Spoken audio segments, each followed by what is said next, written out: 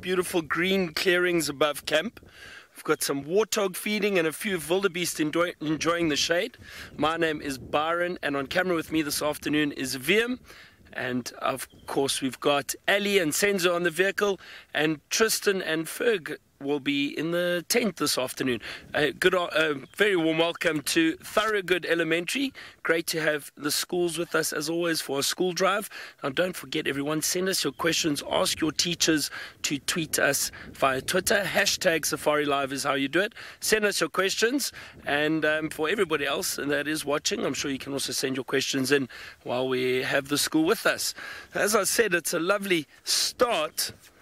And it is great to be back. I've been away for a while, but wonderful to see these warthogs. And look at those little piglets. That's the female on the right, the larger one, and the two little piglets enjoying this green grass. At the moment, you can see, watch those piglets. I'm wondering if the mother will do it too. See how they go down on their knees. It's a great way to get a little bit lower to enjoy that green grass, and often the grass shoots that they feed on. The warthogs love that. And it's, as I was saying, now it's summer, very, very warm, and we've had a lot of rain, so the bush is green and lush.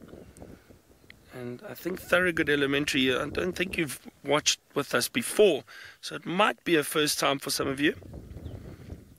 So it's summer down here in South Africa, and we've had a lot of rain, and the bush is green, and you can see the wildebeest over there also enjoying the shade, and some of the green grass shoots. These open clearings are perfect for these animals at the moment. There's a lot of green vegetation, good feeding for these animals.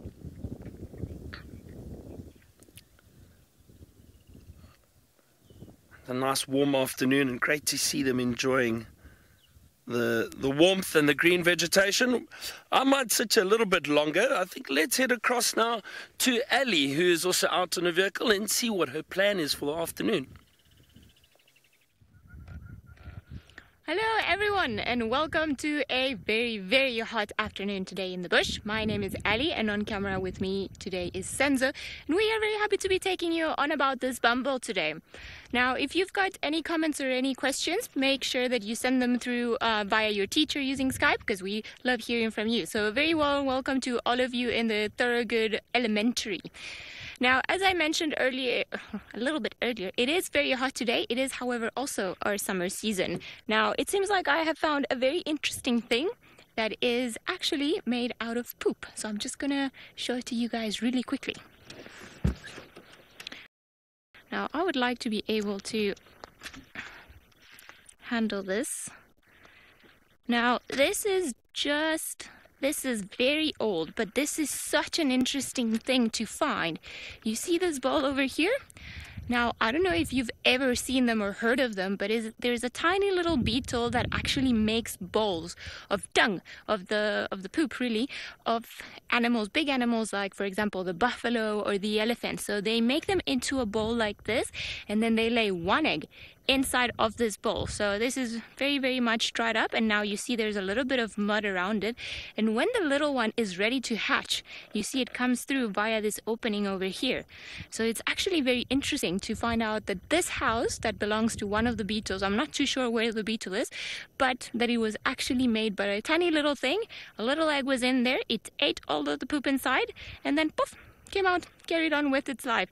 Now, it's amazing to see this because we don't get to see them all that often, especially because they are buried. So they're underneath the ground. Now, I'm gonna hold on to this. Hopefully we'll be able to find a dung beetle so that I can show them to you a little bit later. I'm just gonna put this here later because perhaps we'll be able to show it in the tent at some point. Now, not all of the animals eat poop, most of them don't, but when you find cool little things like that, it's always very interesting to stop and have a look. Yes, I can plug in because I unplugged my mic, which I seem to always forget to replug. Whoopsie, sorry.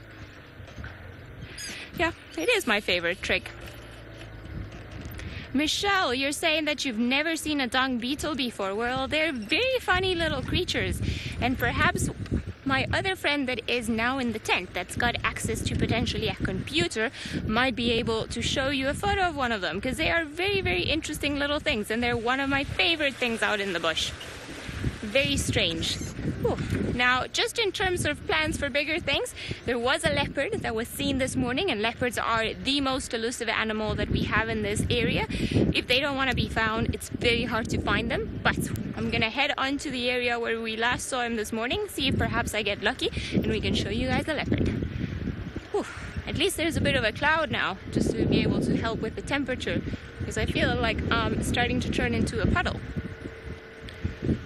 Alright, also as we drive down the road, I'm just gonna keep switching my head back and forth if I see anything. So if anyone does see anything, which has happened before, funny enough, just please make sure that your teacher types it straight away. Like lion, leopard! It would be fantastic if that happened. I don't think that's ever happened before on a school drive, but why not? We've got to keep the door open for possibilities.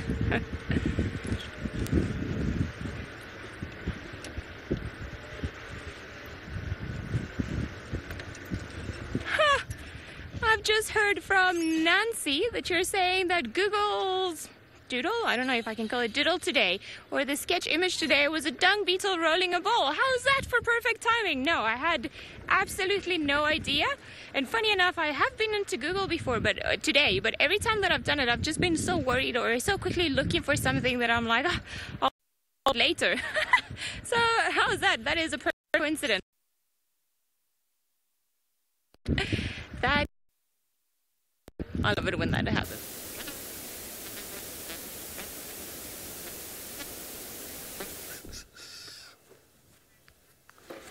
Oh dear, it sounds like we might have had a little issue with Tristan in the tent, but I'm sure he'll be back with us shortly.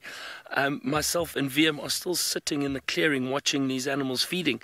Now just have a look here. What I've found fascinating is we've got a few different species of animals. Now look, the warthogs, look at those piglets. They've walked right up to the wildebeest. And that adult wildebeest, they're almost like they're having a little stare off. That could be funny. Look at that.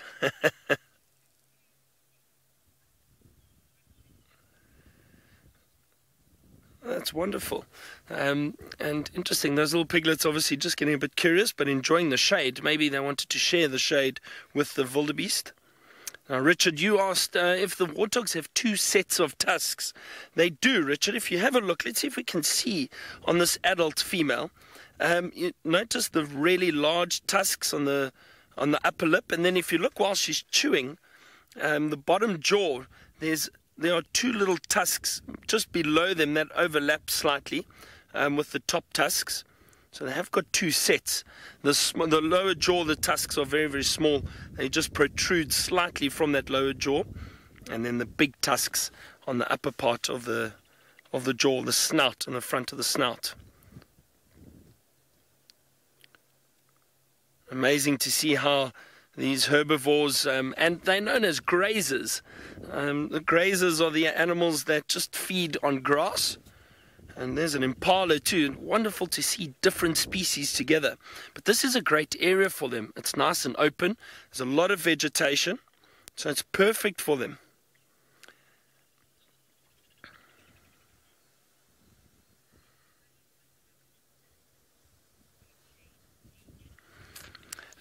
Aidan and Will, you were asking about a dominant animal in the food chain, if there's only one dominant animal at the top of the food chain. Well, Aidan and Will, in this area, I would say the dominant predator, or the one at the top of the food chain, would be the lion. So in this area, yes, but in other areas, you might have other predators that are quite high up on the food chain, like crocodiles perhaps.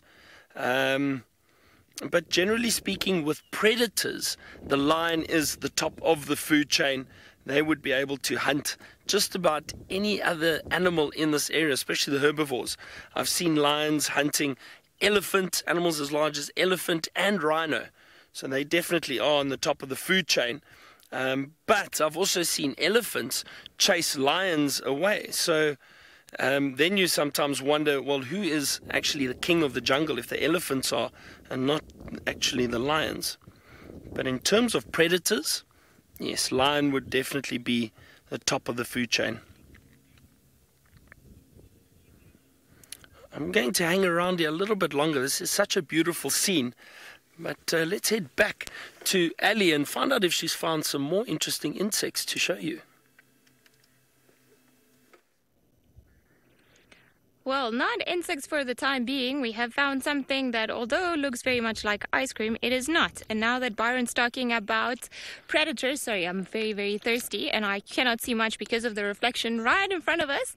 There is a little something that looks white, and that's what I was saying, that it might look like ice cream, but it is not ice cream, and it is the dung for one of the most dominant predators that we have in this area. Now, I think the lions probably are the strongest ones that we get in this particular spot, but there is another one that, although a little bit smaller, is also very powerful. So I'm sure you've heard of them.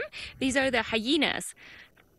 Now, because the hyenas eat a lot more bone than some of the other animals that we have in this area, because they have a jaw that is a lot stronger, then they eat a lot more bone, and when their dung dries out, then that's when it becomes of that yellow color, that white color. And you will not see the dung of any other creature looking white. So whenever you see the white color over there, that is the dung of the hyenas. But I'm not going to go and touch that one because there might have a lot of bacteria in there. Mrs. Collingsworth, you're wondering how long it takes for the dung beetles to make this beautiful bowl.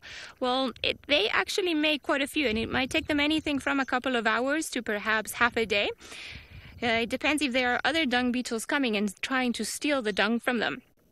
So normally what will happen is the first dung beetle will make a ball, and then it will try to use it to get a girl. And as soon as it gets a girl, then you'll see both of them rolling away in their dung. And then once they've eaten that ball of dung, then the male will come back and will make another one and will take it to the female, and then they're going to bury it. And that's where they're going to start laying their eggs. So this is a very cool ball. You can see it's perfect still, which is quite rare. Now, there are some species of animals because... Oh, don't fall. Some species of animals like the honey badgers that looks very much like a badger that come and they actually find them and sniff them and unbury them and then break them in half so that they can eat the little larva, which is the baby insect that's in there. I'm sure it must be quite yummy for them. Who knew? Right, seems like Tristan has got some creepy collies, so let's go over to him and find out more. Indeed, I do, Ali. So now that he's actually trying to get away from me, I'm going to put him back in his little tub. As Ali mentioned earlier, my name is Tristan, and I didn't get to say it nicely earlier because my audio wasn't working. And our little beetle is trying to get away from me, and he's not so little. It is a very, very large, giant Longhorn Beetle. And now the reason why it's called a Longhorn Beetle is because of these long legs.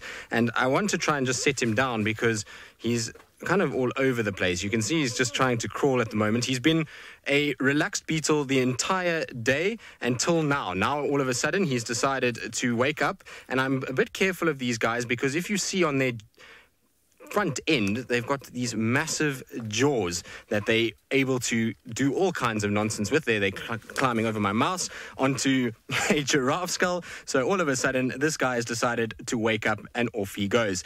Now, these guys are quite interesting little creatures. They start off life as a little grub where they live inside of wood. And I'm going to try and find you one of those grubs a little bit later because there are some pieces of wood close by that would be able to have the little grub on it. Now, let's try and help him out because we don't want him to be on his back. There we go. No, don't eat me because that's very sore if you pinch me with your little pincers. And then they hatch out of that little piece of wood and then they start to become these adults. And you can see, look how big it is. It's crawling all over me and it's using its long antennas and those big eyes to try and figure out where it needs to go. And normally we find these guys coming out at night. So I actually found this guy this morning and he was in the camp and he was kind of on his back, and so I rescued him, and I knew that we would be out and about this afternoon with you guys, and I thought you would really want to be able to see one of them. Now, other than the fact that he's got very large, big pincers that he's using to keep himself safe, you might also notice, if he actually sits still for 2 seconds, sorry Ferg, I'm just trying to get him to sit still, you might actually notice that just behind his rather large antenna or eyes over here, come on, sit still. No, he doesn't want to sit still. He doesn't want to be a friend today.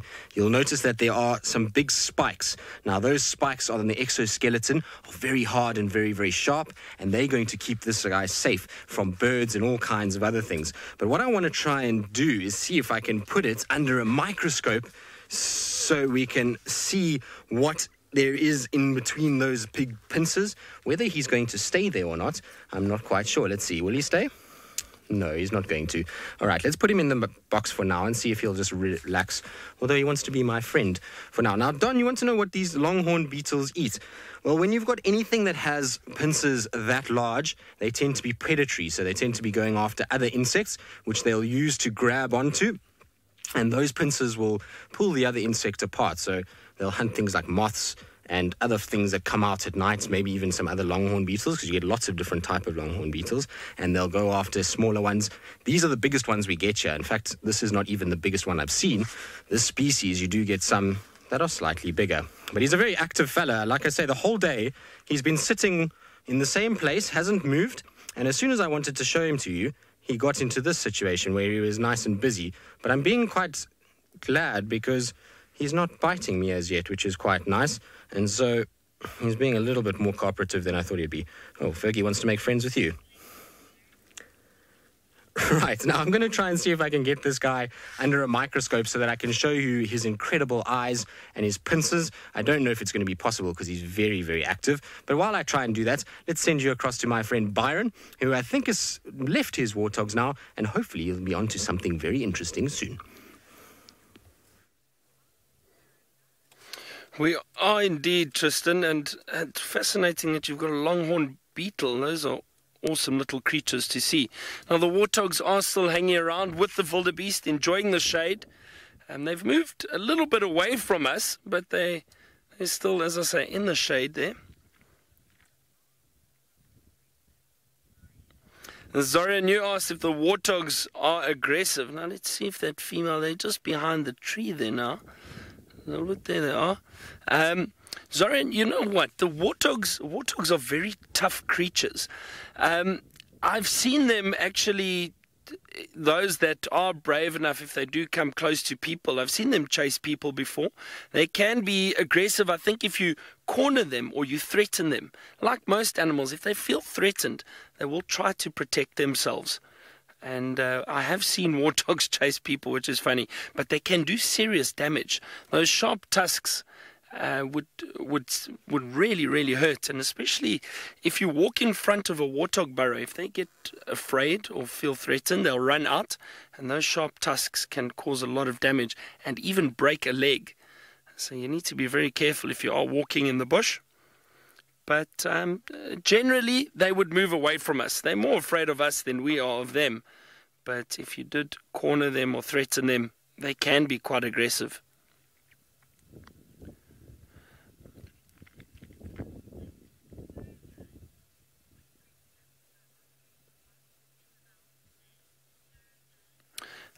Isabel and Sirhan, you were asking what predators would go after these warthogs. Well, we were mentioning earlier about the lions being top of the food chain here in terms of predators.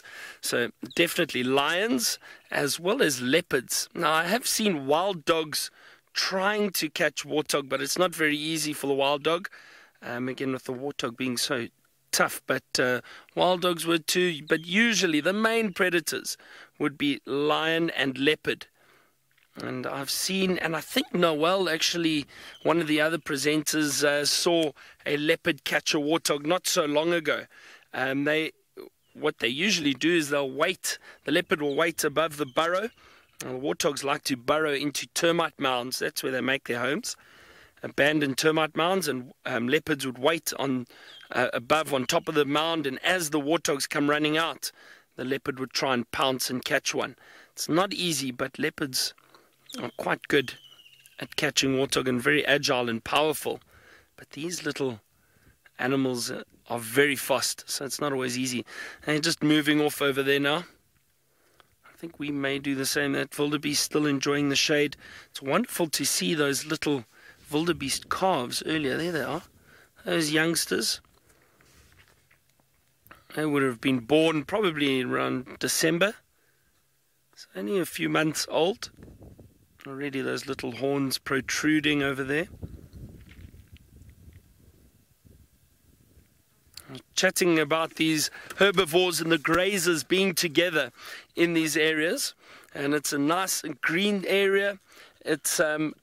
It's wonderful for the grazers to be in the open grassland like this. There's good food for them. They can keep an eye out for predators, and they can warn each other if there's any danger. So you often find animals like warthog, wildebeest, zebra, impala all together in the clearings like this. And I think that's why we saw all these species together. I think they've just moved off. I see those warthogs disappearing over the hill. I think we might do the same. I think we might continue. I'd like to try and find the Nkuhuma pride. It's a pride of lions that we see on Djuma. I haven't seen them for a long time, so I'm hoping we get to see them this afternoon. And while I do that, let's head back across to Ellie, find out how our afternoon's going and where she is heading.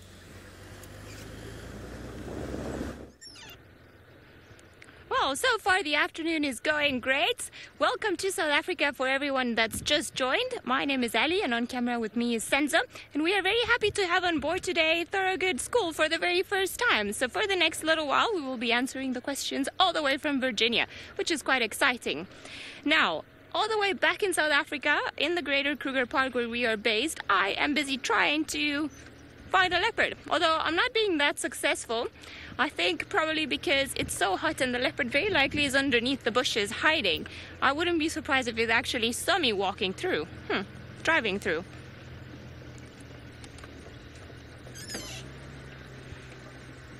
Isabel and Sohan, you're wondering how hot do the hottest days get in the summer? Well, I had one day, and I remember this, it was about 2 years ago, where I felt like even my eyes were burning. It was so hot, and you would stand there, and oh, it was horrible. And if I recall correctly, that the temperature was degrees Celsius. Now, I have no idea how much that is in Fahrenheit, and every time I try to convert it, I just make up a number that's way, way, way hotter than what it is. But let me tell you this, nobody should live under those conditions. It was very hot, almost like the desert. That's how hot it was. It was horrible. But this particular summer, I must say, it hasn't really been that bad. I think we're up to have the perfect temperature all year round. But just as soon as these hot days are long gone, then in the next following months, from May onwards, and we're going to be very sad because we're going to be wanting a little bit of warmth, because then it's going to be the winter time here and it gets very cold.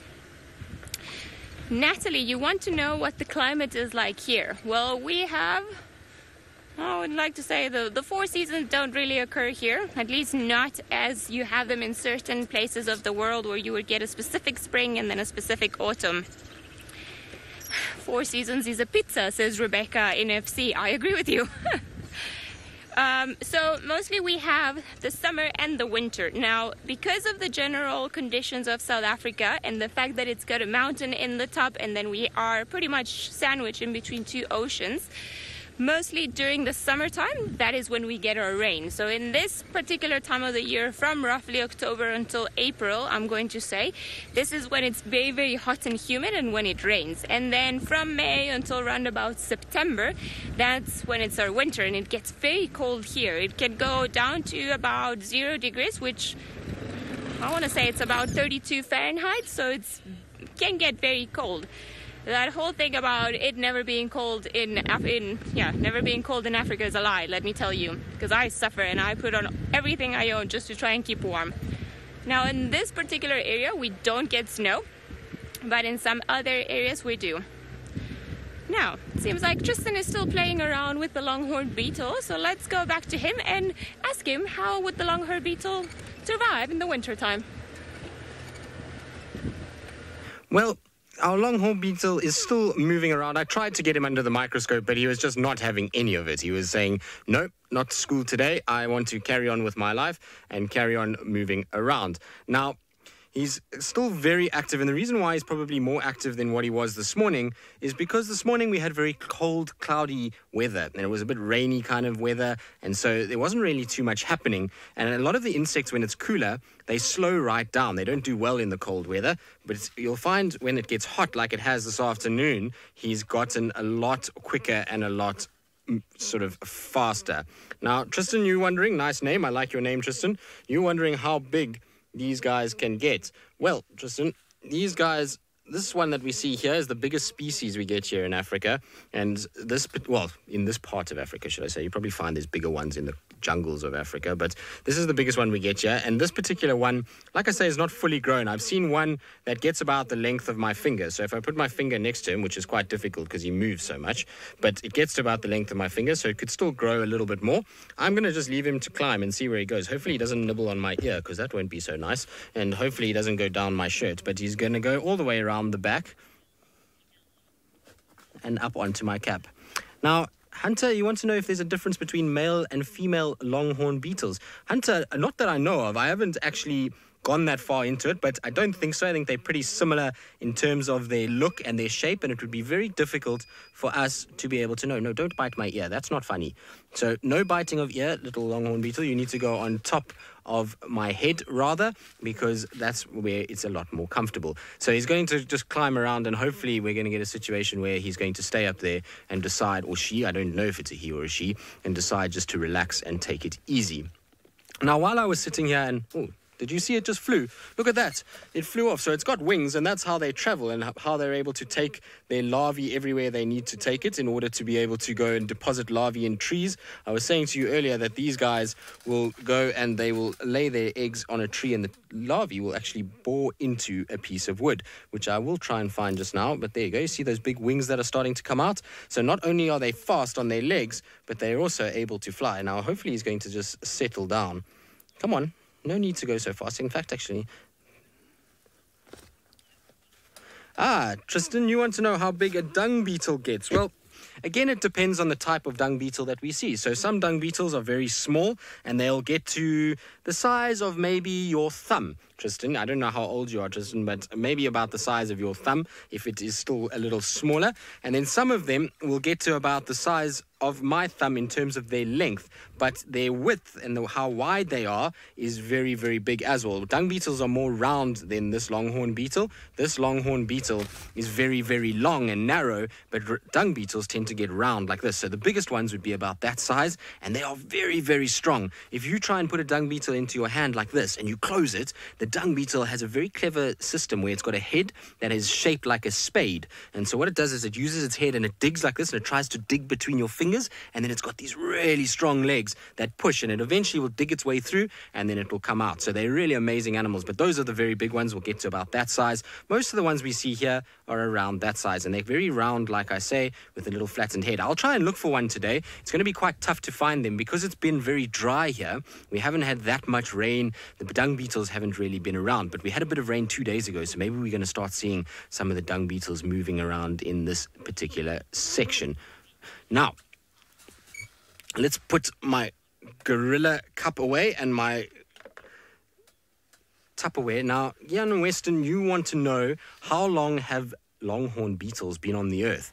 I have absolutely no idea. I will have to try and find out for you, but luckily I'm sitting here in an area where I've got lots of little tools at my disposal. So I've got all of my computers that are here, so I'll check it for you and try and find out if I can get an answer for you. It's going to probably take a little bit of time to work out how long dung beetles have been on this earth for, but I'll try and check it out and see. It's probably a long, long time, millions of years, I would imagine, but we will have a look and see if we can get an exact time. Now, while I try and figure out how long a longhorn beetle has been on the earth, let's send you back across to Byron, who's still looking for the Nkuhuma Pride. I am indeed, Tristan, but we've just actually heard lines, what sounded like fighting. So we're having a look around here. See if we can see them. It's quite thick if you have a look around. The bush is very thick, but Viam and I both just heard these lions fighting in here. Let's listen for a second and maybe we can hear them again.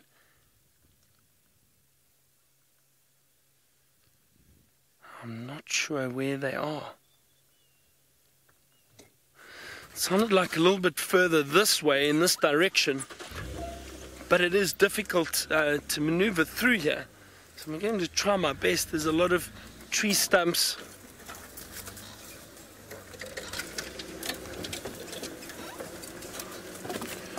Julie and Reese, you asked if all animals have teeth. Well, most animals do. Julie and Reese, most animals do. Watch out for some branch. I'm trying to think of an animal that doesn't have teeth. A tortoise. A tortoise doesn't have teeth, does it? I don't think so. I don't think a tortoise has got teeth. And I'm trying to think what else. But otherwise, most animals, all the herbivores, put it this way, all the herbivores or antelope species, they all have teeth. All the predators, the carnivores, obviously all have teeth. I'm trying to think what else hasn't got teeth, though. Let me just try and maneuver through this area. Maybe Ellie can help us with that question, tell us what else she thinks hasn't got teeth. Well, that is a very interesting question, and I think the only animal that I can think of that doesn't have teeth when it's little, maybe humans. Humans don't have teeth, do they? We don't when we're born, but now if we're just strictly thinking of animals, then I don't know, I think terrapin was a good one. Birds don't have teeth, they've just got their beak, so I suppose maybe we can include all of them in that category, but not too sure what else. Now, I am looking for something that's got very sharp teeth, but I haven't been able to find not even one clue, not even one, as to where it might have gone. So I'm actually looking onto the side of the road, see if I can find any tracks. Hudson, you're wondering if the leopard will come to me if I'm calm. Well, we try to, there's a lot of superstition around that, you know, maybe if we attract them with our good thinking and we're just think positive thoughts that they're gonna come, but not necessarily no. So we actually need to think or try to think like a leopard. Where would they go at this time of the day? So it's very hot, so I think it will go into the shade and probably look for water, and that type of thing gets us a little bit further into trying to find them. Now, when you do find them, that's when you have to be calm, because a lot of the times we get excited, or sometimes you can even get a fright because it's a big leopard and it's very close to you. So it's very important that once you see any of the big cats, or any animal for that matter, they are very used to the shape of a car and ice going around and moving around. So as long as you don't start, you know, waving your arms and going, hey, kitty, kitty, kitty, kitty, then they tend to pretty much ignore us, which is great because that's exactly what we want. Also, no leopard tracks here. I wonder where this little friend of ours went. Now, this is a leopard that I have never seen before. Well, actually, I sort of saw it, but it was only at night when he was sniffing the gate of our house. But haven't seen him here. Madison, you're wondering how the animals survive in the hot weather. Well, different animals have different strategies, different things that they do. So animals like the leopards, the lions, the antelope, what else? The birds, they mostly go and stay in areas where there's a little bit of shade. So a lot of the times either underneath a bush or underneath a tree. And of course in areas where there's a nice breeze coming to try and keep them cool. Some of their animals are doing it in a bit of a more fun way, like the elephants, the rhinos, the buffaloes, and they go into the water and they play in the water for a little while, or they spray mud on top of themselves, and they don't take that mud off, they just leave it on, because eventually this mud acts almost like a sunscreen, but it also, because there's a lot of mud and it sweats, then it keeps them cool.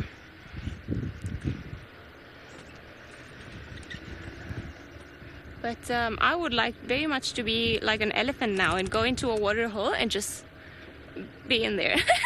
That would be great. So I'm thinking that this leopard is probably either on top of a tree, just enjoying, or down at the bottom of a tree.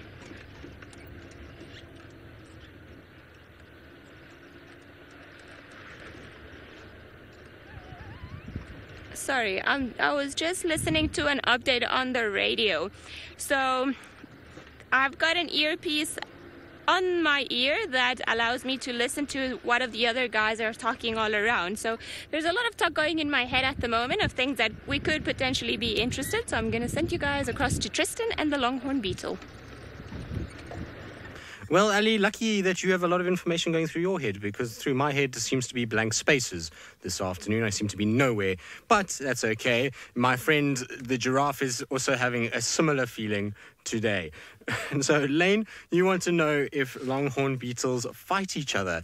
Well, I would imagine if they come too close and they're competing for mating, so if they want to try and find another female or male, then sometimes they might fight with one another. I've never seen them fight. I've seen longhorn beetles together, walking side by side, but I've never seen them actually fighting with one another. But given that they've got big jaws like they have, then I would imagine that they might be able to fight one another and be able to kind of throw each other around. Now, you were asking earlier about how big a longhorn beetle can get, and I've got to be careful because there's lights up here that hit me in the head, and then I'm going to make myself even more stupid than I already am at the moment. But the longest longhorn beetle I was saying to you earlier is about the size of my finger, and so I've actually got one. I forgot completely that we've got one in the tent. It's been a while since I've been inside here, so this is like a classroom of itself. Now, the longhorn beetle is that big brown one in the middle, and next to it is a dung beetle. So you're asking about the dung beetle, so now you can see the sizes of a dung beetle and a longhorn beetle and what the difference is between the two of them. Now, the longhorn beetle that's inside there, that is the biggest of the big that we get here. That's as large as they're going to get, and they are massive, massive, massive, and they can move around. Now, this particular longhorn beetle has, unfortunately, its horns or its antenna, which where it gets its name, have broken off or been eaten by something, and it doesn't have the same big jaws like we see on the longhorn beetle that was climbing on my head. And so that would have been a far friendlier longhorn beetle to have had with me than to have had the one that we did, because that one was nibbling on my ear, and it's not very comfortable when they nibble on your ear. A friend of mine once learned the hard way at how bad a longhorn beetle can be by getting it stuck on his skin, and it nipped him, and it actually drew some blood, so you've got to be a bit careful. Now, you might be wondering why I've got this big skull over here. Now, this big skull is a very good friend of ours. This is a giraffe that lived in this area and was then unfortunately died, and we managed to find its skull. Now, it's lived in the tent for a number of years, and it is a home to some very, very cool little insects. And because we're talking about insects, I want to show you my little friends that live on the giraffe skull. If you look at it like this, you would think this animal is so dead that there can't be anything that any insect would want from it. There's not like an insect can eat the bone. The bone is still very hard. There's no meat left on it for them to eat. And so you would wonder, why would an insect spend any time, and what insect would be on this giraffe? Now, if I turn this giraffe around, so let me pick it up, it's quite heavy, so I'm going to turn it around for you, and I'm going to show you over here, there is a little tube coming out. Now, unfortunately, we had a naughty bull elephant that was around the tent earlier today, and it broke the little tube for our friends that live on the giraffe. This was actually a nice long tube, and these are made by bees, but not the bees that you're normally thinking about. These are called stingless bees or mapani bees. Now, the reason why they're called stingless bees is because they do not have the same stinger as maybe an African bee or even the normal bees that you see at home. They have a very short stinger, and it can't be used to sting us. So I can put my hand here and I don't have to worry what's going on. But can you see them crawling around there? They're trying to rebuild their little tube because unfortunately somebody broke it. But if I touch the tube, it's very sticky. It's like honey. And you see, look how it's sticking to my finger. You see, it sticks like that. So they're going to try and rebuild it. That's what they're using to rebuild their little tube. But what I want to show you is I want to show you these little guys under the microscope. So I'm going to try and just turn it a little bit further so that I can actually see what I'm doing. So I'm going to put it right there. Now I need to get my microscope out, which is over here. So let's get my microscope quickly, and now I need to just try and find a way to view these guys without hurting or damaging them in any way whatsoever. So I'm going to just try and focus it for you. There we go. So there we go. Now you can see the microscope, and look, you see the little bees? They're moving about. So lots of bees in and out, and each one you see has got something in its pincers, in its mouth. So they've got little bits of wax that they are bringing up, and they are sticking it to the sides because they are now trying to repair and mend what the elephant did to the skull, because the elephant kicked the skull and broke the little tube. And so they're mixing their wax together, and they are then rebuilding the tube for protection.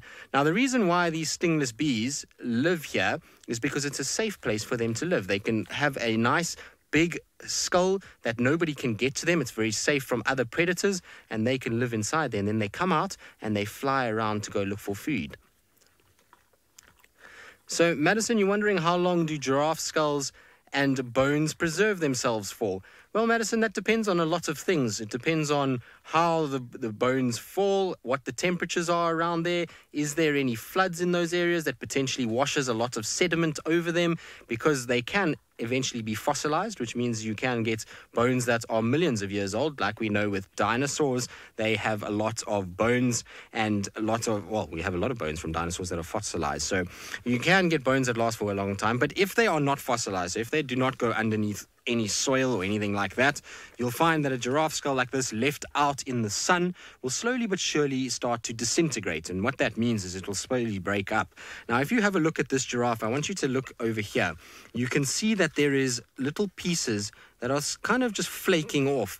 And the reason why these pieces are flaking off, these little bits of bone are coming off, is because what's happening with this is, as the sun is hitting it, the sun is bleaching it and destroying this sort of outer layer. There's also going to be rain, and well as cold and warm temperatures. And so what happens with cold and warm? Cold means that this whole skull will actually shrivel a little bit, and warm, it will heat up and expand slightly because there's still an element of moisture inside there. And as that happens, it causes a bit of weathering, and it causes the bone to crack and start to disintegrate. Also, you will have things like hyenas out here, and they will basically break off bits. When it rains, it smells a bit, and you can actually see in this front section over here, this is where hyenas actually fed off it. So they broke this front nose section, and they ate the nose of this, or lions, if it was lions that killed it. And so over time, hyenas would have broken this up. Luckily, we found it before the hyenas did. Now, sorry, Rebecca, if you can just repeat the name for me. I got the question, but I didn't hear the name. Maria and Frezi, I think it was. You want to know, why do giraffes have blue tongues? Well, the reason for it is because giraffes, unlike us, do not have many blood vessels very close to the surface of their tongue. Our tongues are very pink, like that. And the reason why is because lots of blood vessels very close, with lots of sensory cells, so that we can taste all the different types of food. Giraffe don't really need to taste the complex flavors like we do in our food. And so what they've got is they've got this long tongue that is able to go out and to feed off plants with very sharp thorns, particularly a plant called an acacia, which I'll go out and find just now for you as well. Those acacia plants will have sharp thorns, and that means that when a giraffe wraps its tongue around it, it's got to be very careful. If it had a tongue like ours, it's just going to get cut, and there's going to be blood everywhere, and it's not going to be able to feed. So what they've got is they've got a whole bunch of bumps that are basically lining the tongue. None of those bumps have blood vessels or nerve endings in them, and so those bumps don't hurt if they get stabbed by a thorn, and they don't bleed. And so it means that because they don't have those kind of blood vessels, it means there's no pinkness to the tongue, and that's why it's that blue-black color rather than a pink color. Right. Now, I'm going to go and try and see if I can find you one of those acacia trees and a piece of wood to show you where baby longhorn beetles are. And while I do that, I'm going to send you across to Byron, who's being a bit of a detective and is looking at some tracks in the sand.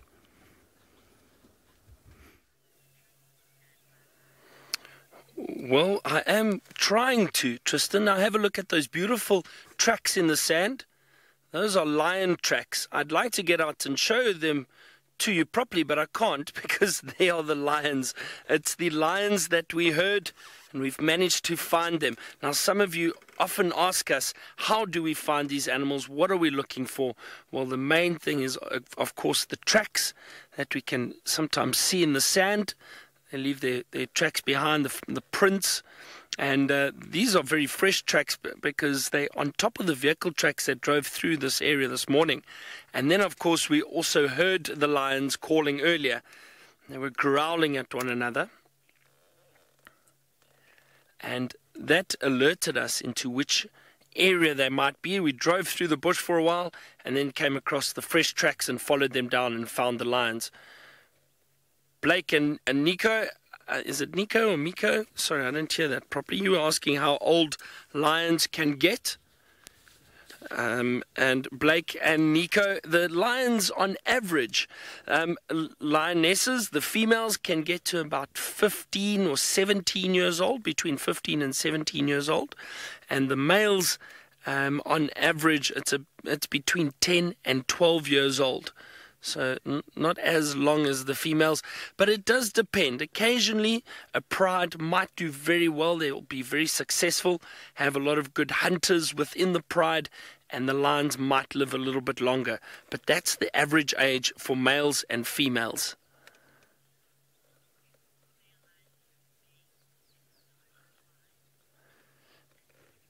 Now, I'm so happy to see this pride again, and they're looking very good, very healthy. I haven't seen them for quite a long time. I've been away, so it's great to see them. There are two males. I'm going to try to show you the two males. Maybe they're lying in the long grass at the moment. Kylie, you were asking about the male lions, and if all male lions have got those big manes, that beautiful hair around the head and the neck. And Kylie, you know what, to be honest, not really, not always. There is an area in Africa that is well known for male lions that do not have manes. It's known as Tsavo. There was actually a film made about Tsavo and the maneless lions that occurred in the area. And I think one of the main reasons for that is possibly the vegetation, the heat, and maybe genetics. Sometimes genetics often determines whether the lions have got that big head of hair. Sometimes they might not. I think it's got to do with all of that area, vegetation, heat, genetics, and sometimes they don't. But most of the lions that I've seen, all the males, the big males, have got the big manes, and especially the lions we have in this area. Isn't it, Maddie, you were asking, why do lions fight? Now, earlier, that sound that we heard, they were growling, and both Viam and I heard it immediately. I think what possibly happened is maybe one of the males lay down in the shade, and one of these young lions went a little too close, possibly tried to lie on top of him or close to him, which lions often do. They're very social animals, and maybe that triggered the male to get a bit aggressive. And I think that's what happened. I think that's why they had a little bit of a scuffle, but they seem to have settled down now, and they're enjoying the shade. It is still warm, so I don't think they're going to move anytime soon. And Kayla, that's I think leading into your question about how long they rest for. So Kayla, it depends. Lions, Taylor, not Kayla. So Taylor, some lions, when it's very, very hot, if they've eaten, they can rest up to 20 hours a day. If they've had a good meal and close to water, they don't necessarily have to move. And when it's very, very hot, so that can be up to 20 hours a day, but I suppose it depends again on the area, the amount of food and water available. And I think, unfortunately, that's all we have time for our school. It's wonderful. It was wonderful to have the kids from Thorogood Elementary. I hope you all enjoyed Safari Live with us this afternoon, and we hope to see you very soon. Thank you for your questions. So from us at Safari Live to Thorogood, goodbye, and we'll see you soon.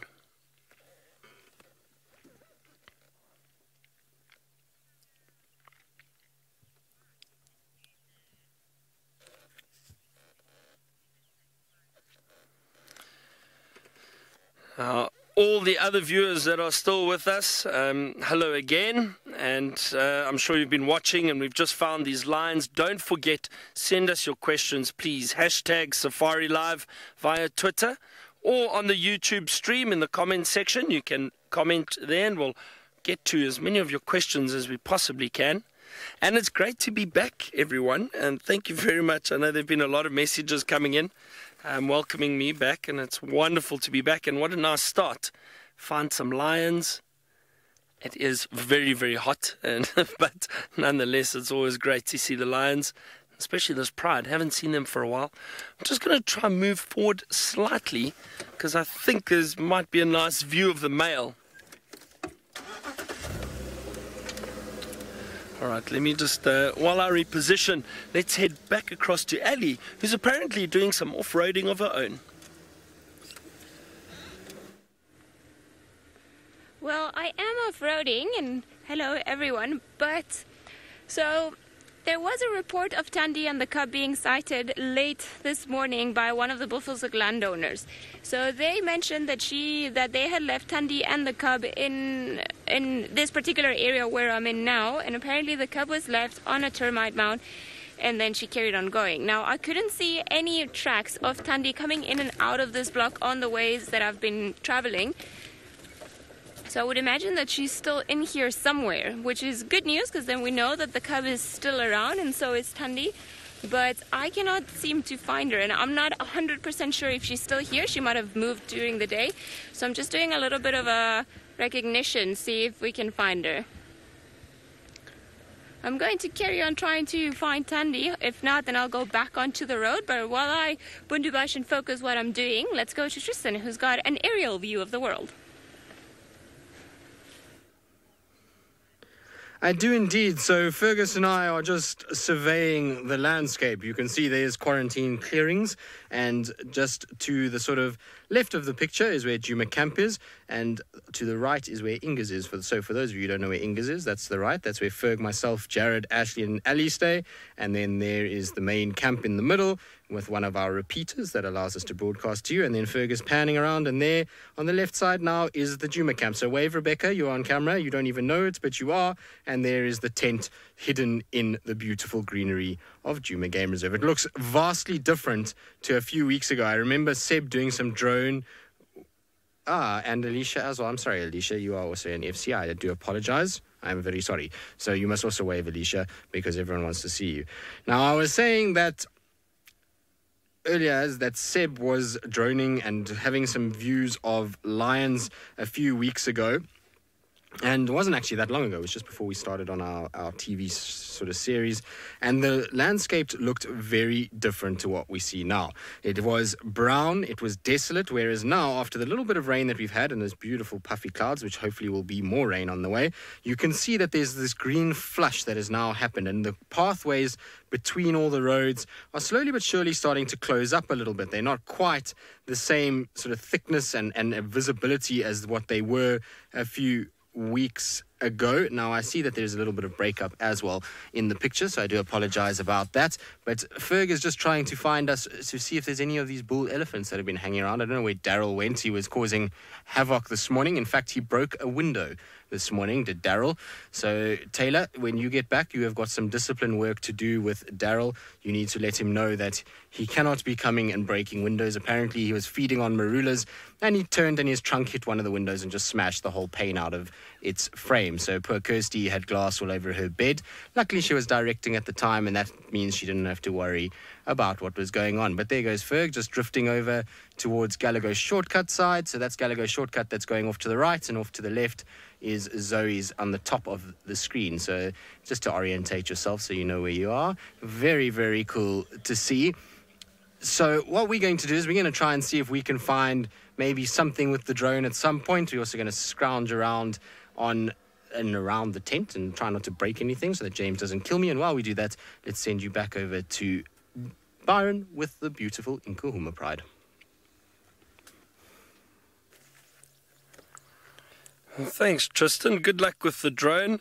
A lot has changed since I've been around. I understand that Ferg is now qualified to drone pilot, which is great.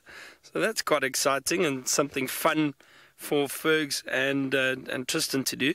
We're still sitting with the Pride, and you can see the male at the moment. Just repositioned there. He is one of them. The other one is here too, one of the other Birmingham males. I believe it was them, and it looks like them, but the one is lying at the back and this one's lying in the shade. So my theory earlier when we heard these lions was maybe a youngster, one of the sub-adults, got a little bit too close to the male, and they possibly had an altercation. And I think that's what happened, because those three are quite close to each other in the shade there. So maybe That was what happened, but they've all settled down now. I think they may remain here for a while. It is still very, very hot. There is a bit of cloud cover building. It looks like possibly storm clouds building that are maybe going to head our way later.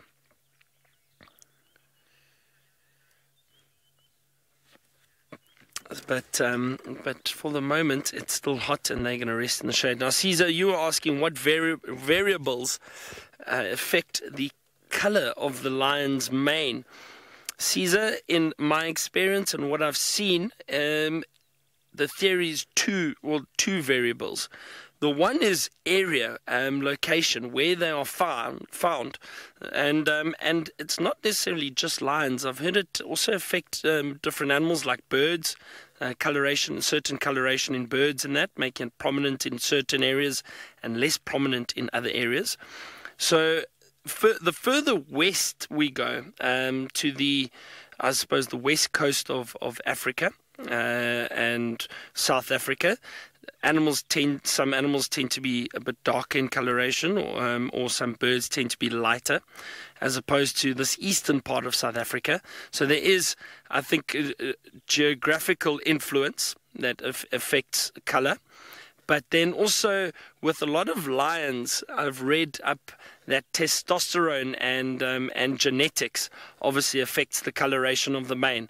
Now, I was in an area recently in the Kalahari, in the eastern part of South Africa, and the southern part of the Kalahari. And there they've got male lions that are known for having these beautiful dark manes, very, very black manes. And I think that is genetic, the Kalahari black-maned lions, as they are known. So I do think a lot of it is genetic and depends on the area where they've grown up. A lot of the lions we see here, there are some that have got a bit of black in the mane, but not as much as I've seen in those areas.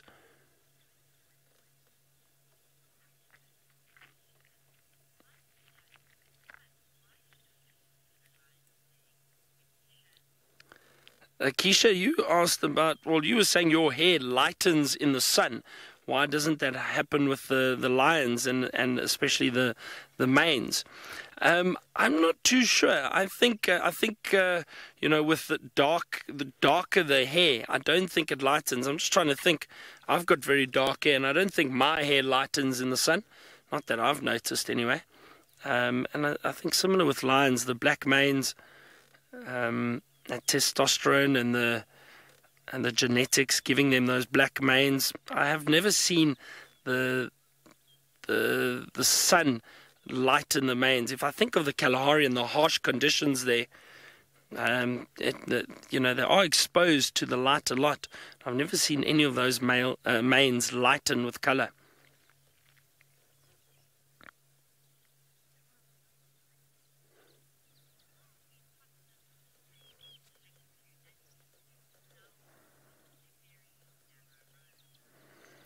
So I'm not sure with the hair lightening. I think someone else, maybe Ellie, can help us with the hair lightening. I wonder if her hair lightens in the sun, and she's still driving around. Let's find out how our afternoon's going.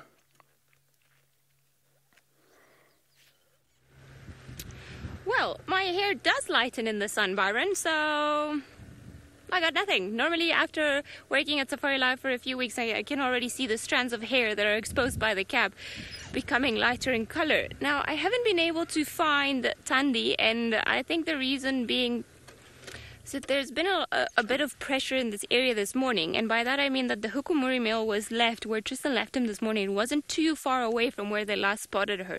So I wonder if she actually hasn't moved away, sensing or smelling the Hukumuri male in this area. So there's another road that I want to try and check just in case she's carried on coming in this direction and she's crossed here. And now I also know that there are some other people on Torchwood side that are checking all the roads there just to be able to see if perhaps she's around here or him. So we're going to carry on checking. Hopefully we'll be able to find some of them at any point. Now there are some tracks, but they appear to be old tracks. So, and that is okay. Right. If you've got any questions or any comments about how we track or what the animals that we're looking at are doing, feel free to send them through using the hashtag #SafariLive on Twitter or using the comment section on the YouTube chat.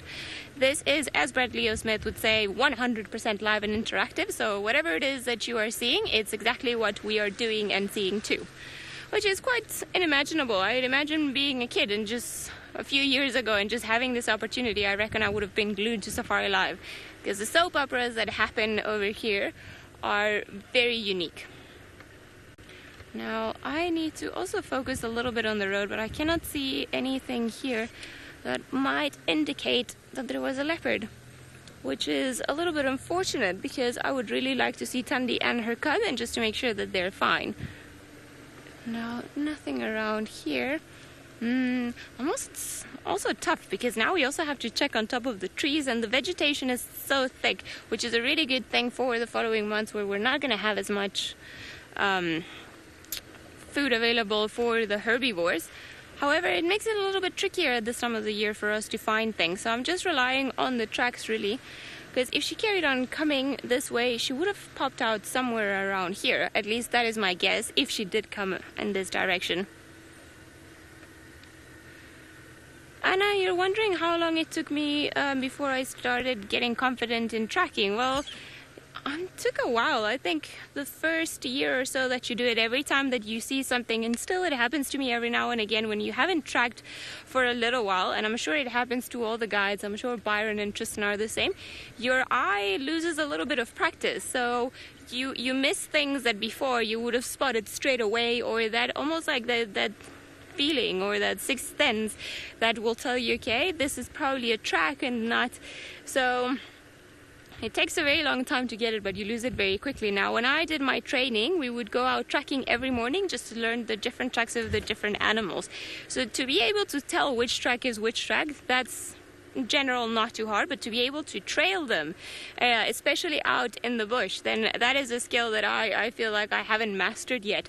There are some people that I have worked with in the past that are just unbelievable, and Herbie even, he manages to see little toes in the middle of the grass and in between, and he will show you and tell you exactly, listen, this is where it put the toe, you can see the grass, and my eye is not that sharp yet, so I think that I'm still learning. I feel like I can track a leopard more confidently and lions than I could, obviously, when I first started about 7 years ago. But I'm not sure. I'm not sure that I will ever be 100% confident. Seems like Tristan has left the drone, is now at the drawing board. So let's see what he's going to draw for us. I have indeed. I have left the drone. Well, Fergus has left the drone. I had nothing to do with the drone. I just talk about it. But I have no skill whatsoever when it comes to flying that. And quite frankly, that thing scares me because it's worth a lot of money and I don't want to be responsible for such things. But I am at the drawing board, and this is because many of you over the course of the last few months have been asking me to do some updated leopard maps for the area, given what's been going on. And I thought, well, since I'm in the tent, I might as well know there's no better time than to do leopard maps for you. So I've elegantly drawn a very out of proportion map. I do apologize. Please do not quote me on sizes here. This is not exact at all. But essentially what I've drawn is the northern block of the Sabi Sands. So you've got Buffelshoek here, Djuma, Torchwood, then the southern area, and then the western sector, Singita on that side, Ndolozi there, Mala Mala over here, and then Manyaleti and Kruger Park on the top and on the right. So this is the map that I have got and I've drawn out. What I'm going to do is I'm going to populate it with the male leopards first, and I'll show you exactly where all the males currently are spending their time and what the territories are shifting like. And I did do this about a year ago. I think it was maybe about a year ago I did this, and it will be very interesting for those of you that did watch a year ago who have those maps, because I know some of you did copy them out and redo them and do them quite nicely for me. It'll be really interesting to compare the two from last time. I might actually even still have it here. I'll scrounge around through and see if I can find it, but I'm going to redo it and see what we've got and see how things have shifted according to the current status as of today, and as of where I know some of the individuals of the leopards are. So I'll do males and I will do females this afternoon, and we'll try and discuss what that means and what the implications are of all of these leopards moving around.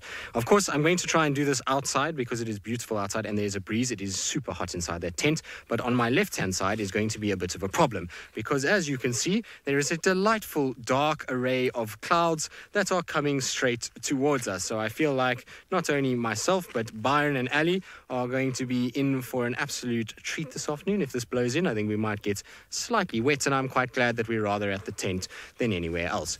Cool. Now, let's start with our leopards. So what I'm going to do is I'm going to start from right on the top, and then I'm going to work my way down, and we'll kind of just spread out as we go. And we'll start in different colors. Obviously, I don't have enough colors for all the male leopards, so you guys are going to have to make different colors over the circles that I draw, and just so that you guys can work out what's going on. So we're going to start up in Buffelshoek. At the moment, Buffelshoek is a bit of an unknown. We don't have too many answers as to what's going on here. We know that there are two male leopards that get seen here. That is of Gajima and another male known as Mfokazi, which means I think it's the intruder, or I think that's what it is. I'm not 100% sure, but anyway, those two leopards get seen in Buffelshoek. Gajima the other day when he had his fight was over here with Hukumuri, so they fought just on the cut line over here. Gajima went north, Hukumuri obviously came south. So Gajima theoretically, as far as we understand it, is in this sort of area and maybe a little bit more. So that's Gajima. That is there. Mfokazi, sorry, my spelling is all over the place. Mfokazi has been seen in these dotted around in this area and then down towards Simambili. So what I'm going to do is, obviously, he won't go outside the gate, but I'm just going to do an overlap of him. I'll change color so that we don't kind of get this all confused. But basically, so this is basically what we're seeing from Mfokazi, who is not really a reliable territorial male. We don't really know where his territory lies. He seems to be in and out. And so those two are the ones that are kind of competing for Buffelshoek. Gajima might extend a little bit more towards the Kruger and into Manyeleti. I don't really know. Obviously, we don't drive on Buffelshoek, and updates on him are very few and far between. In fact, both of these leopards, they both seem to be quite shy individuals, and so seeing them is quite tough. So I don't know how far the extent is of Gajima's territory, but what we'll do is we'll have a talk as to why I think his territory stops here. And there is a reason for it. There is another two individuals that would fit into this framework over here, and so just now we'll get into that and as to why I think Gajima hasn't moved around. What interests me though massively with Gajima is that he is not a small leopard. He is in no way a old leopard. He's still got a lot of fight in him, and I'm very surprised that his assault on Djuma hasn't taken place. I am surprised that we have not seen him moving into this area, and the other day with Hukumuri it seems as though he backed down, which is pretty weird in my eyes. I would have thought a big male like that certainly would have tried to push in to this area, given that he's been on the fringes for so long. So I wonder what's happening with him and why he's not moving around. It interests me that he is not an individual that is staking a claim here. I wonder if maybe just the sheer brazen attitude of Hukumuri is something that is putting Gajima off, and why he's not moving in, and why Mfokazi maybe is so kind of in and out. So you get random sightings of him in random places and seems to kind of go about the place without really being picked up too often. So he kind of extends all over the place. It's really interesting stuff. Right, so that's the first two males that we've done over there.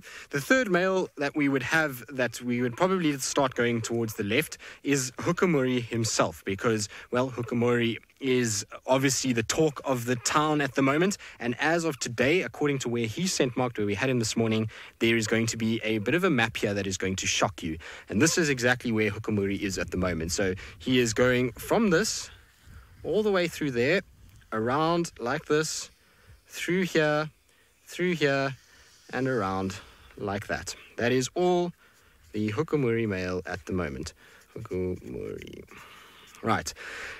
Prior to 3-4 weeks ago, this area here, this whole Djuma, Hofmans, Little Gowrie area, was all Tingana. This is all being taken in the last 3-4 weeks. In fact, that's probably when we started to see him more and more, and he has just pushed himself all the way through. And today, this is where we had him, was over here. So that is how far he has pushed. He walked from here today all the way scent marking and then up into this area, and was continuing in that direction, which is dangerous because obviously we know Tundian Cub, this is their section over here. So that is Hukumuri's territory at the moment, absolutely massive, and we'll get into why he's got maybe such a big territory and what's going on with that when we get back to us just now. But before we get into all of that, let's send you back across to Byron and those snoozy lions. Well, Tristan, one of the males has actually just woken up and he's moving around a little bit. Beautiful view of him there. I was having a look at him. He was yawning and thought maybe he's going to move a little bit closer to the rest of the pride. It sounds like a lot has changed in the area with leopards, new leopards in the area, which is very exciting. I know Tristan was explaining all of that to you, but a lot of change. So I think some of you are going to have to help me with the new names and that. So I'll ask Tristan for a proper update a little bit later. Hopefully I remember the names of the new leopards. I suppose some things haven't changed. Tristan's back to the drawing board. He seems to be enjoying drawing his territories and pictures of the Sabi Sands. This male is still moving. I wonder if he's just going to settle down in the shade over there. There we go.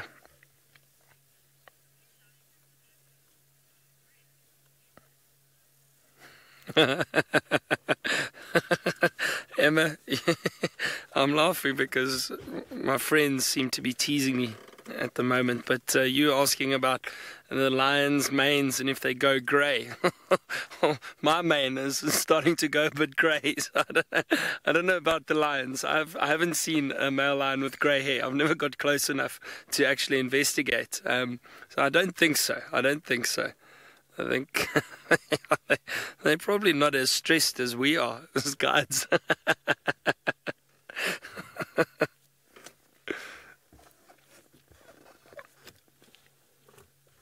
Emma, I'm not sure. I don't think so. Blue Cozy, you're asking at what age do the male cubs leave the pride? Oh, sorry, one of the females rolled over a bit too quickly and got a fright. You saw how those heads jumped up. A bit of movement and stretching.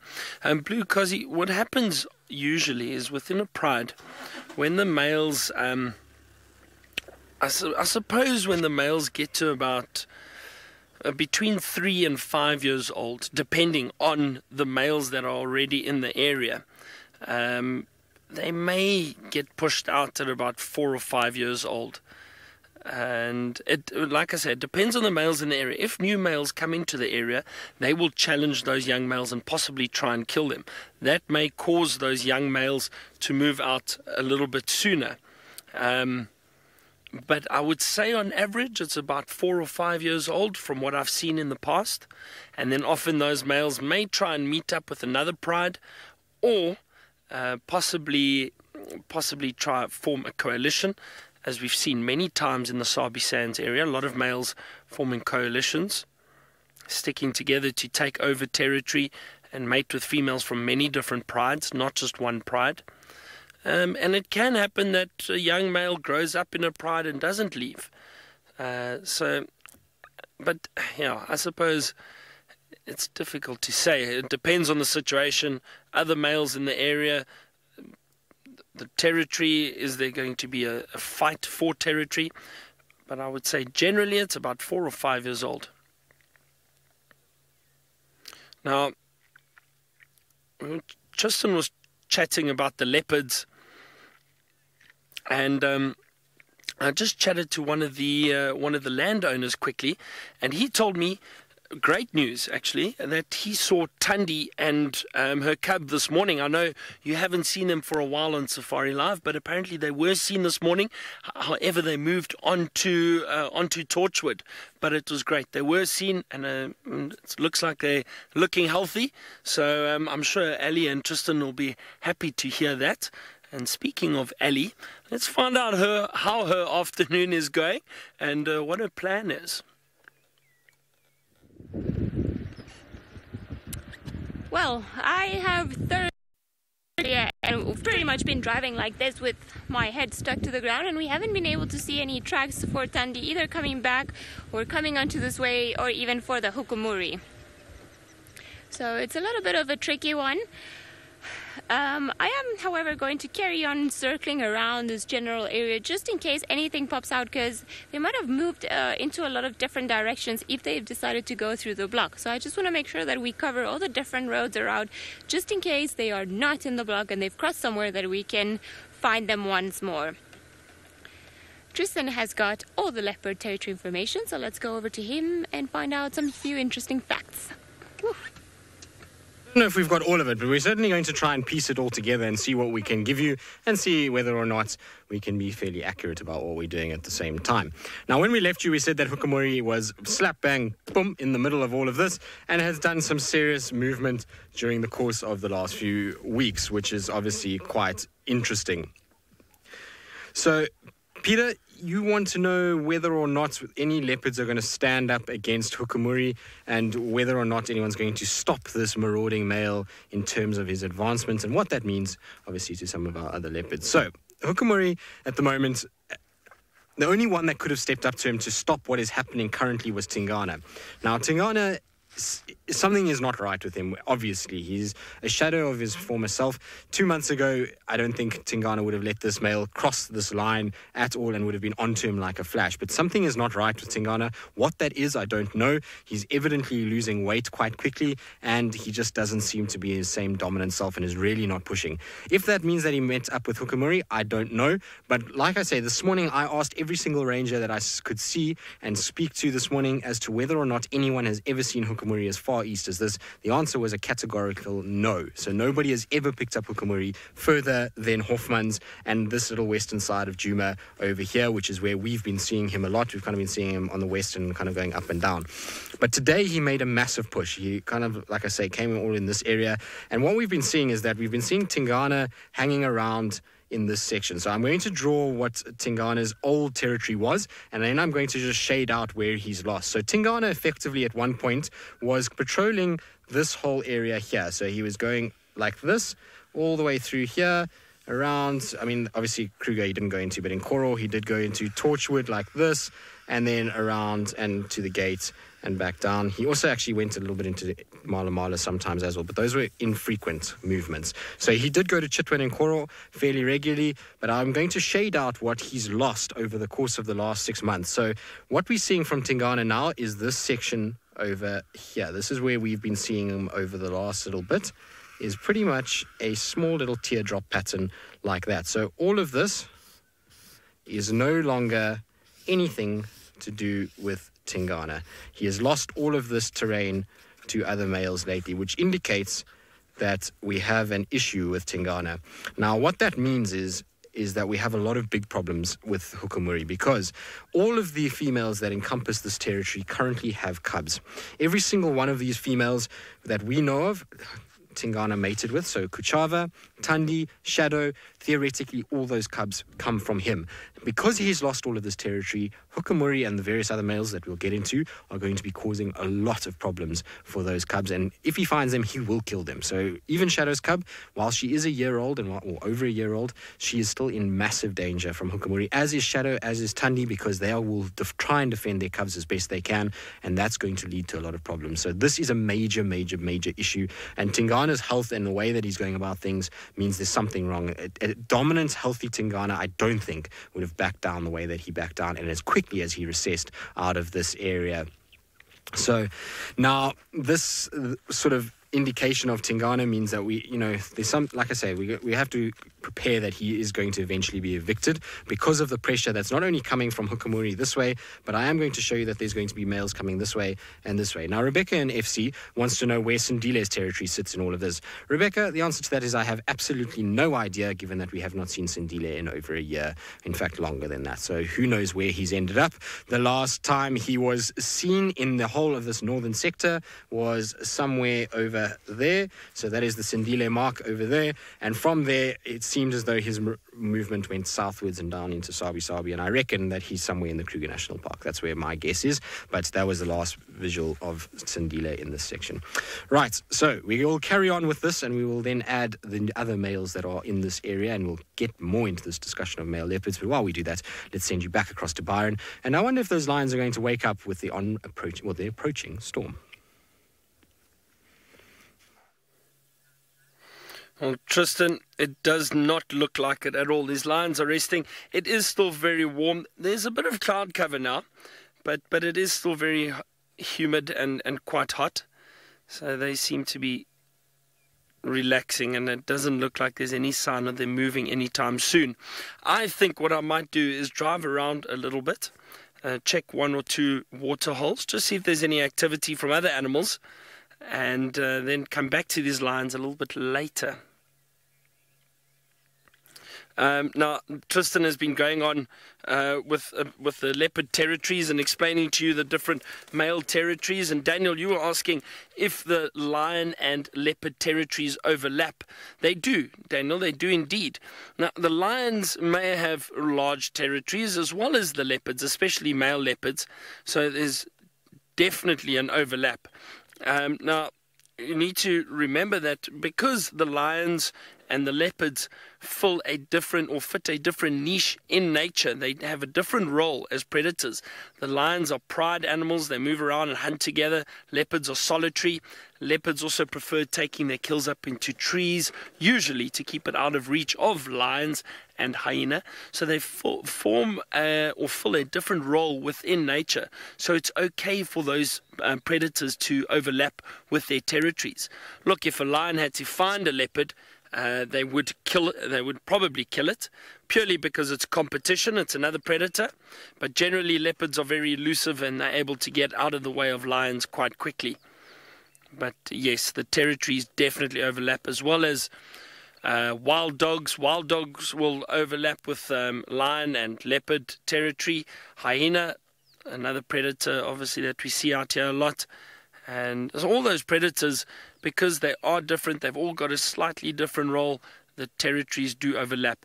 It's unlikely to have different prides overlapping. It may happen in certain areas, maybe a prominent water hole that gets used by different prides, but generally the prides do defend their territories from each other, and they will fight. So prides, various prides, do tend to stick to their own territory, but it may overlap at times slightly. The males, however, for example, these 2 big Birmingham males, they would move between different prides, so move through different pride territories, but those prides would be in their entire territory. So the males have got the large territory, and within that territory there will be a number of different prides, sometimes up to 3 or 4 different prides.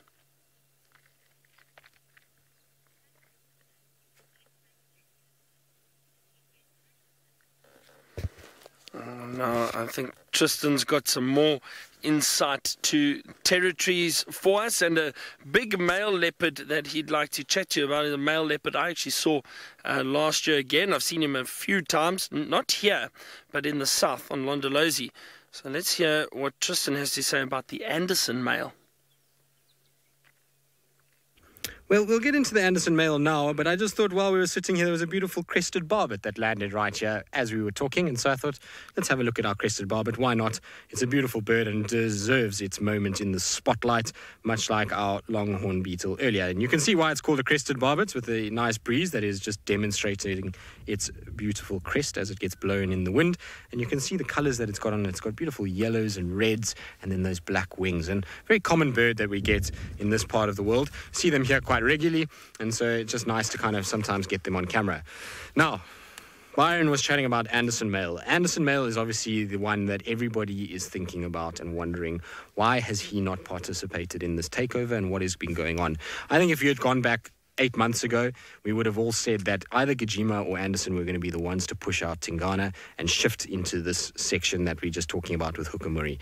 Obviously, that hasn't taken place, and why is that? Right, I'll tell you exactly why that is. So Anderson male, his territory, as you can see on this board, now remember this is not to exact scale, so these territories, while they look like small dots and bigger dots, they're not really. I mean, obviously Buffelshoek is a massive area, much bigger than Djuma, and so, you know, these are just relative to the actual sizes. So it would be really nice if somebody overlaid this onto a map, onto a real size spectrum of a map. But what you can see from Anderson is Anderson has all of this, all the way into Singita or Ottawa, Singita down to the Sand River, along the Sand River, all the way along and towards the end of the Mala Mala boundary. This area is absolutely massive. It is huge. So he doesn't need to expand his territory anymore.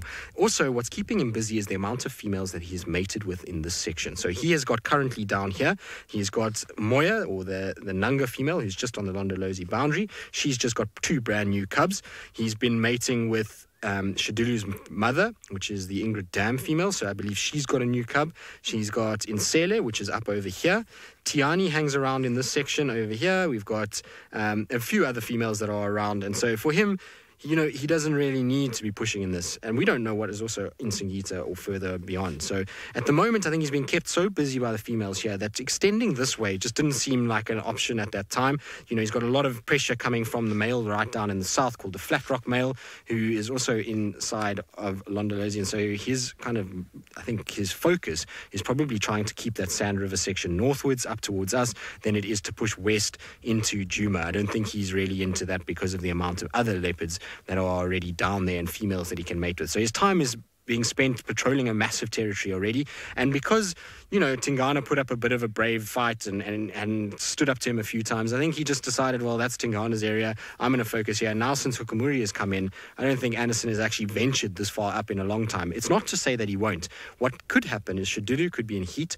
Anderson meets up with Shadulu and Shadulu drags him in here, and then you might find that he starts to notice, hang on a second, there's a gap, and he might start pushing in. So I wouldn't write Anderson off just yet. The thing is, though, is he's got such a huge territory at the moment. There's no need for him to be pushing up this way. At the end of the day, the Sand River is prime real estate, as Byron will attest, and that means that he'd rather be on the Sand River than in an area with no river whatsoever. Like I was saying, that there is another male called the Flat Rock male. So he, for those of you that don't know the Flat Rock male, very similar looking to Hukumuri in a way, also very orange eyes, not quite as kind of puffy and bulky and stocky as what Hukumuri is. He's a bit bigger and he's got a bit more of a kind of longer face, but he's right down south of Anderson, so he's also a possibility that could eventually show up. And in fact, I've actually seen him all the way up here on Simambili as well before. So very kind of interesting on this western side, but that's the reason why we're not seeing Anderson coming in. While I kind of figure out all the other males and populate this map even further, let's send you back across to Byron, who I believe has got a big bull elephant, and well, I'm sure that elephant is petrified at the sight of Byron's biceps.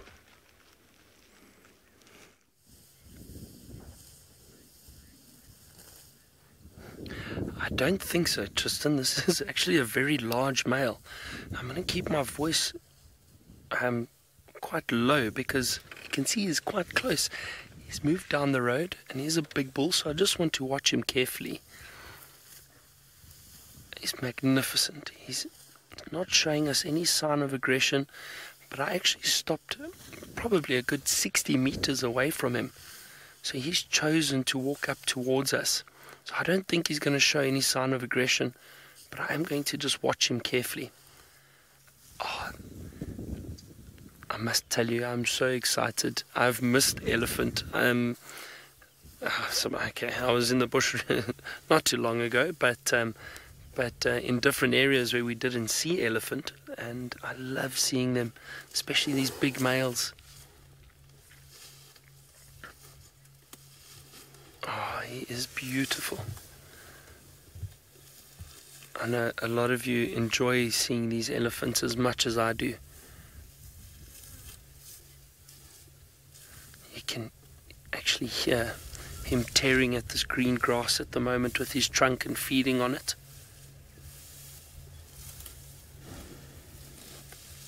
Isn't he magnificent?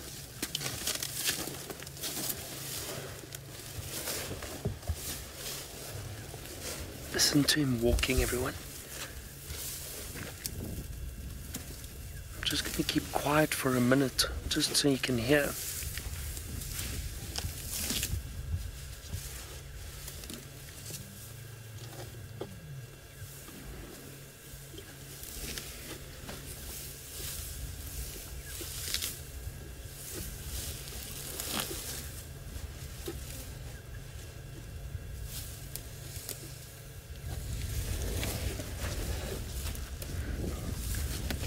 Isn't that wonderful? You can hear the pads as he's walking through the grass, those big pads of his, and then that trunk breaking and tearing the grass. Look at that wrinkled skin. It's part of the spine, the hump on the spine and the back. Mud on his back. He's obviously been mud bathing to stay cool, splashing himself with mud. Amazing texture of the skin.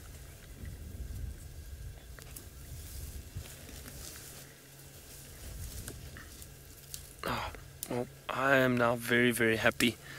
first drive back, lions and a beautiful big bull elephant. I don't see any others around, so I'm assuming this male is by himself. Isn't that a wonderful image of the blue sky and that elephant feeding?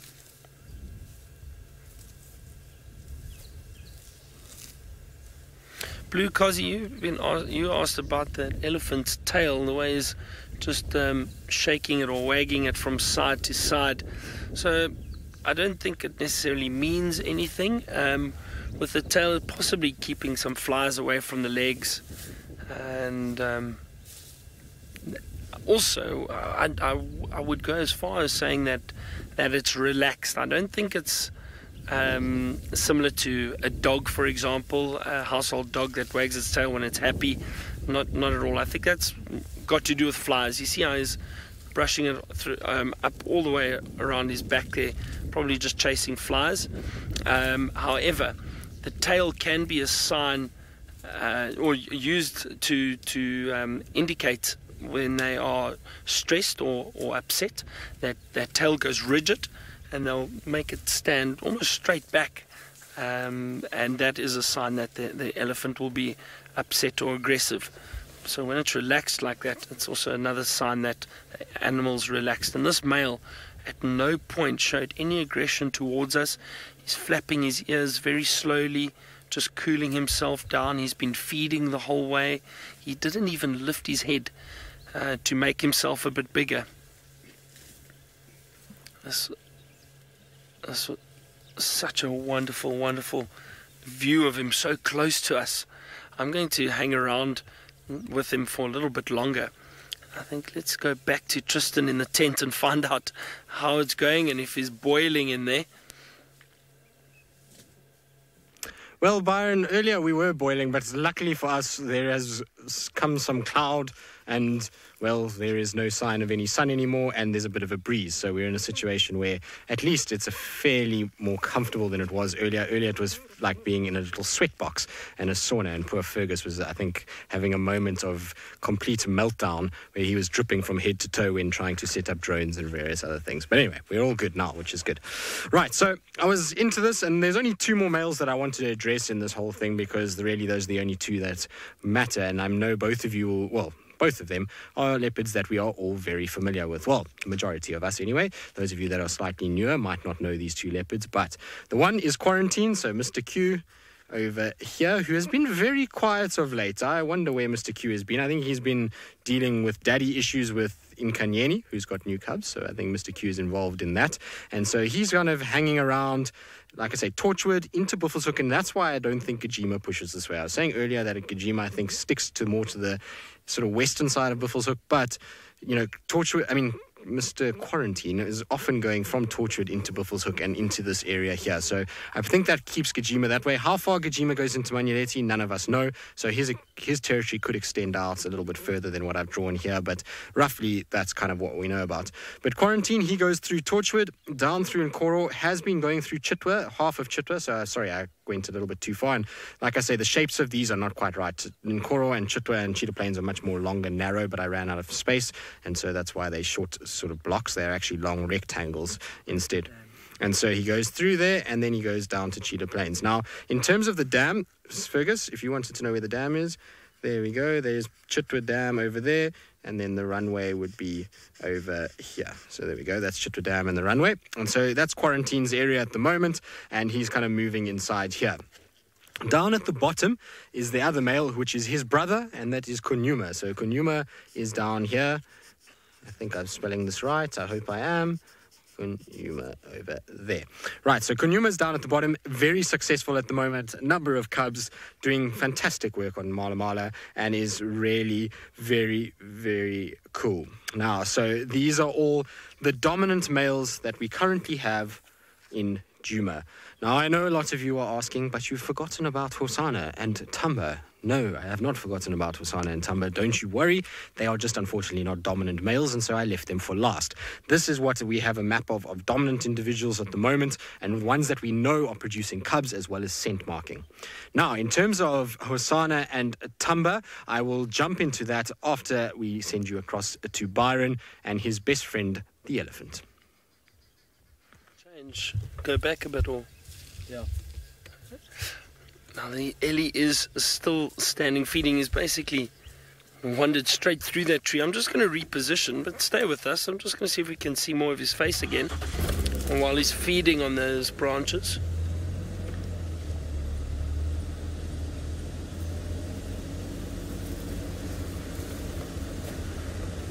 Hold on a second.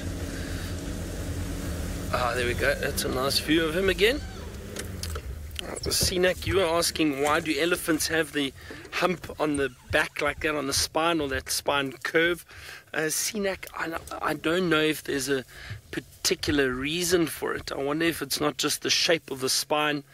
And if I'm not mistaken, I think it's more prominent in the males. I've hit a blank now. I think it is more prominent in the males compared to the females. Or is it the other way around? Maybe someone can help me, but I don't think there's a specific reason for it, Sinak, unless I haven't heard of anything. If any of you have heard of a specific reason for that curved spine, but I don't think so. You know, that hump on the back for this big male, there's obviously a lot of muscle in that to hold his big head and those ears and the tusks. Look at him, he's really beautiful. Vicky, you asked how old is this male now? Vicky, judging by the size of him and his tusks and the shape of the head, I don't know, I would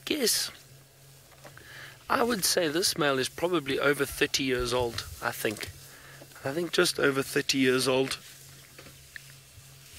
maybe mid-30s, I would say. He looks like he's in his prime. He looks like he is a fairly large dominant bull. I'm sure he would be following a lot of herds looking for females. He's dropping some fresh dung there. I wonder if there's a lot of marula fruit in that dung at the moment, because there is a lot of marula fruit around. So I'm assuming there would be quite a bit of marula fruit there. I'm not going to go look now, however. But yeah, I would guess maybe mid-30s. Looks healthy, looks big.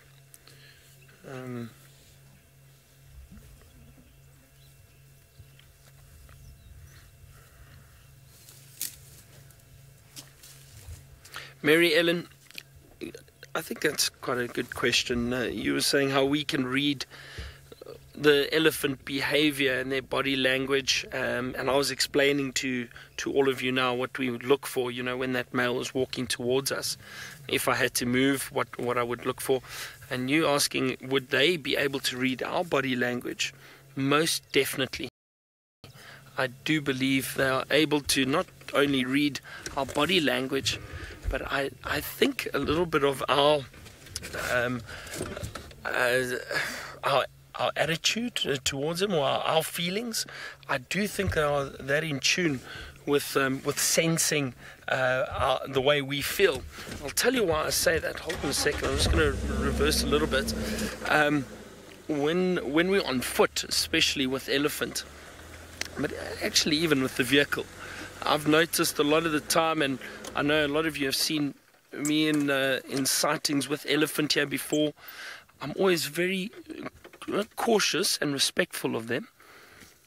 Actually, I'm just going to keep quiet. I think he's going to follow this path right past us. Just listen to his footsteps.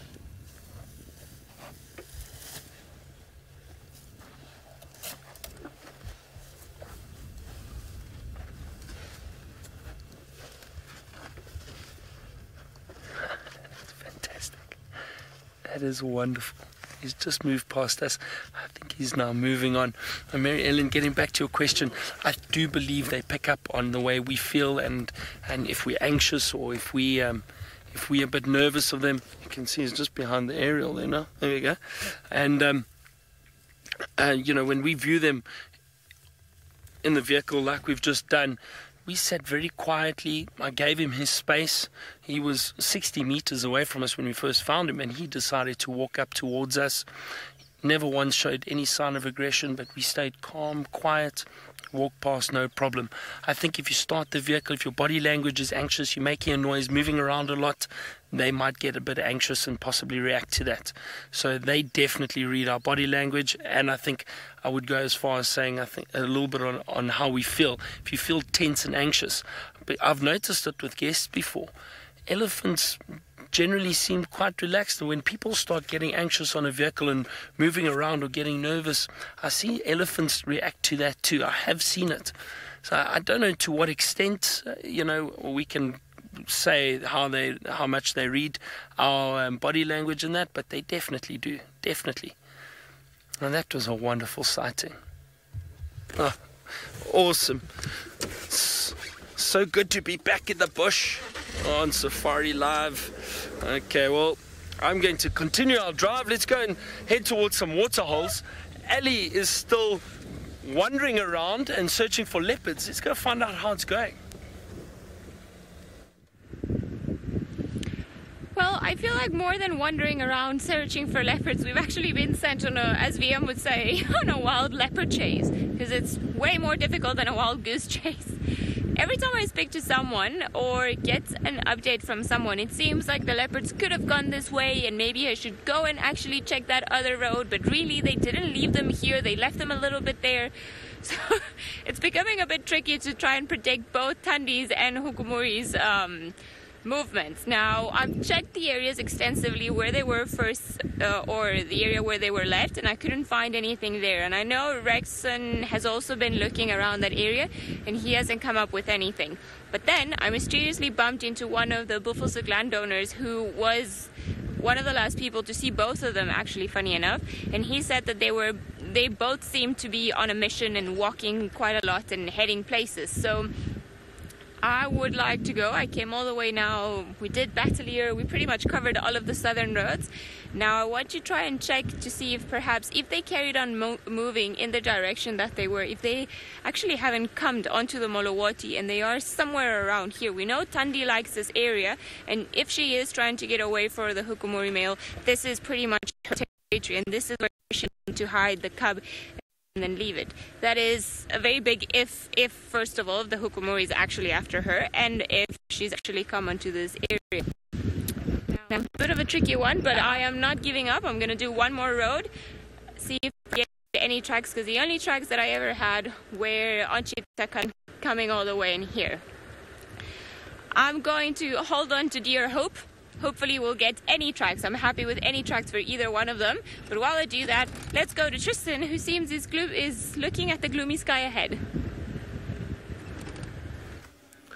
We do indeed, and so we've popped the drone up into the air because the storm is starting to come, and it's really amazing because from the ground you don't get to see a true appreciation of what's around us. We are right in the middle of a massive kind of culmination of clouds all over the place. So you can see the bottom layers there and where the cumulonimbus big thunderheads are starting to come. So that's the big storm that's approaching us at the moment. That is coming from our sort of northeast at the moment, and you can see that one has got a serious amount of power inside it. Those are massive clouds, and they are big and they are deep, and they probably hold a fair amount of water. So that's what's heading our way. It really is absolutely beautiful from the top, and from seeing it from that perspective just gives you an idea of kind of what's around us. Now, coming down onto the sort of horizon area, you can see there's the cloud that's blocking out the sun now. That's kind of where the sun is supposed to be and why we don't have too much sun on the landscape at the moment. Another storm closing in from the west. But this is what these male leopards are fighting about. So we've discussed how all these areas, and as far as you are seeing with that drone, all of that section is all the areas that these leopards are kind of looking for and what they are trying to go after and trying to kind of stake their claim to. Isn't it amazing that there's so much kind of movement and so much happening? When you look at a picture of the landscape like this, you look at it and it looks as though it's still and peaceful down there. But as we're seeing with these leopard maps and all the animals for that matter, is that there are lots of things that are going on underneath those trees, and there's a lot of movement and a lot to fight for. And the reason that they're fighting for it is all because of certain factors and certain environmental not issues, but places that they want. So the Mulawati drainage is a big one. The Sand River, like I mentioned earlier, is another. So it's really quite amazing when you kind of look at it from that perspective. But I absolutely love these views from the drone. It's so pretty up there. It's always nice to have a look. Right. Well, we'll get back into our leopard story shortly because the drone, I don't think, is going to be able to fly too much more with the storm that is approaching. And I believe that Byron, who's not a storm by any stretch of the imagination, in fact, he's one of the most gentle giants, has his very own gentle giant with him.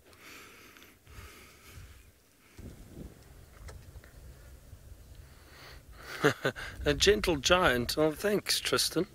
And, it looks like the cloud cover's building even more around us. And we found some more elephant. What a wonderful drive. Just to see all these animals again. I can hear some other elephants in the distance breaking branches. This looks like it's just a female and then a youngster that we saw. There we go, there's a young one. Also feeding on the vegetation at the moment. A lot of good food for these animals. Paul, you're asking if elephants get thorns stuck in their foot pads.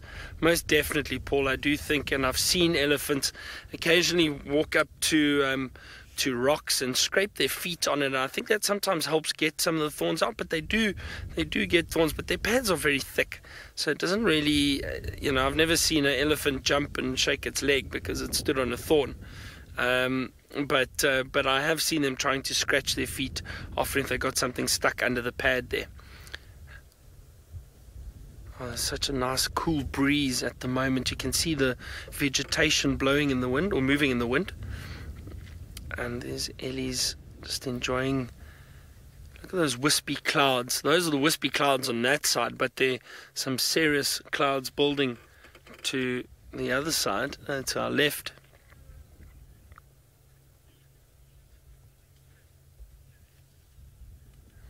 Shopna, you asked if elephants would feel if they were bitten by a mosquito. I don't know. I don't think so. They've got a very thick hide, so I actually wonder if mosquitoes feed on or sit on elephants. I highly doubt it. Just thinking because their hide is fairly thick. You don't really see ticks or anything on elephant that often. Maybe certain areas that are, I suppose, a bit exposed, but I've never really seen ticks. That's why we don't see oxpeckers on the elephant. And also the elephant throw a lot of sand and mud on themselves to protect their skin. So I don't think mosquitoes would really hassle the elephant very much. I've never heard of mosquitoes biting elephant.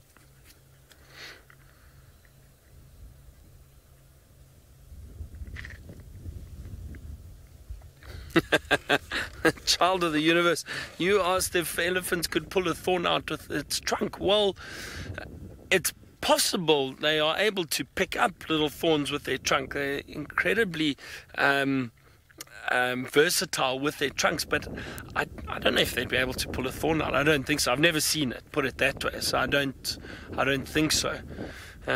But you never know. Maybe a branch. If there was a branch with a thorn stuck under, they'd be able to pull that branch off and throw it away. I would assume they would do that. Maybe. Yeah. They seem to be moving off now. I think we might do the same and head towards the waterhole. But there's been so much happening. All these elephant and the lions. We started off with warthog and wildebeest. What a great start. I've been driving in other areas around South Africa and also in Botswana recently, a different part of Botswana. And we didn't see too much. It was quite tricky. And I always love coming back to the Sabi Sands. It's so active.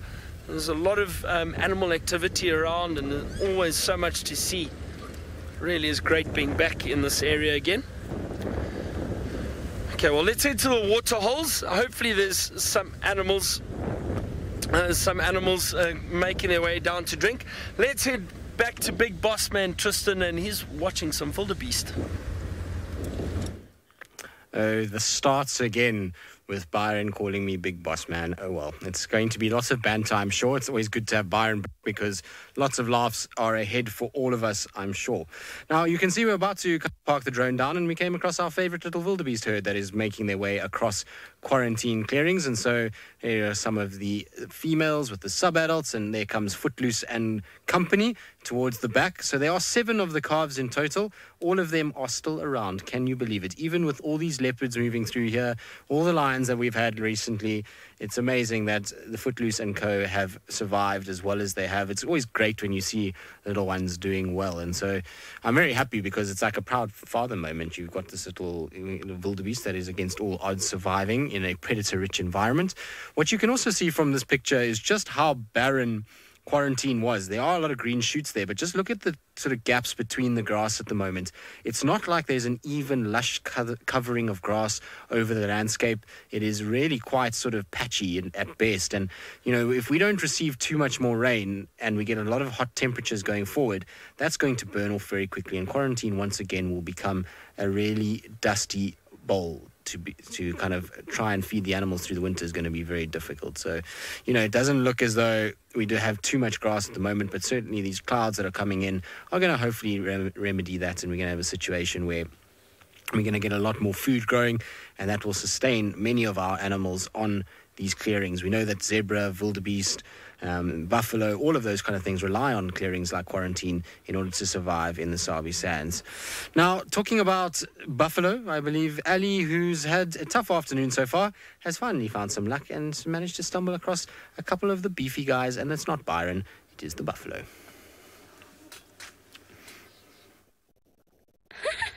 Well, I don't have multiple beefy guys, just the one, just this lone bull, who I'm sure when saw all that massive herd coming around and trampling the grass and heading everywhere, decided to take a vacation from all of them and just chill where it's nice and quiet and he doesn't have to worry about so many of them. It's interesting, though, the spot where he's in, because this is exactly where the lions were last left yesterday evening, or the Nkuhuma Pride at least. So I think it's almost like he's taking a very big irony and being like, haha, look at where I am now. Now, old bull, it's not strange to find them hanging out by themselves. A lot of the times what happens is exactly that. They get tired of following around the main herd because there's a lot of commotion, a lot of movement, and a lot of buffaloes just in general. So they either stay by themselves or they can form smaller groups and just a few bachelors and all together. Sorry, I just thought I heard something. Now, he's got a little oxpecker on top, 2 of them actually, and they're both youngsters. If you look at their beak, their colors haven't fully formed yet. So the parents are either on top of the buffalo, somewhere where we cannot see them, or not too far away from here, perhaps foraging on some other animal. Now, you've got like a very crazy look in your eyes, don't you? It's almost like the mad cow. Now, you can see it's a very old, fierce all those colors from rubbing against the tree so often. It's normally what we see there. It's probably the tannin from a tree which has a reddish color, and tannin is a substance that the trees produce to pretty much defend themselves. So if you start bothering a tree, especially the animals, if they start feeding on the leaves or damaging the bark, then the tree starts producing out the tannin, which tastes bitter to most animals, and then it tends to prevent them from eating them any longer. You can see all of it there. There's a proud oxpecker. Vicky, you're saying that is a proud hairpiece. That is indeed, and it's full of mud as well. So I'm sure this guy has found or has been in the mud at some point today, as it still looks a little bit fresh. Now enjoying a bout of ruminating. This is why he's moving and closing his mouth like that. And going back to Byron's question earlier, they've got the teeth at the bottom jaw. Child of the universe, you're wondering if it doesn't put him in danger just being alone with all these lions. Yes, definitely. He would be a lot more vulnerable than by himself than within a big herd. But at the same time, I think it's a calculated risk. He also doesn't want to be with the rest of the herd. Gets a little bit annoyed, so he stays by himself. Now, I wouldn't be surprised if he eventually met up with some more bulls around the area that feel the same way for a little bit of extra protection. However, this buffalo, just judging by his size and how old he is, I'm sure he's fought a few battles before and he knows how to face lions. So I think it's also, he's got to be more alert if he's on his own rather than if he's with a whole herd, just because, well, lions might surprise him. Now, I'm not sure where that big herd of buffalo went to, the ones that we were seeing for the last few days, and it seems like the lions almost have abandoned looking for them, and now they've decided to come all the way back north. So I wonder if they didn't actually smell them and then got into a panic and ran as fast as they could away from all the lions. Because there was also that Mbiru lioness that was headed their way, so it would be interesting to find out where the lions have gone off to. You seem like you want to carry on sleeping, don't you? Just ruminating a little bit, chewing the cud, swallowing the grass, vomiting the grass. Now, if you look at them this way, they almost look like a very fuzzy little creature, but they've got very coarse hair, so it's not that soft. And as they get older, since if we show a little bit of the middle part of the body, rather, because he's still looking quite well there. There we go. You see that he's missing quite a lot of hair everywhere. It's normally an indication of an older animal. Now, because he's missing a lot of hair, you can see that he very likely has been in the mud a little bit more to protect his skin from all the sunlight that we've had today. It's been very hot, so you can see it all the way there.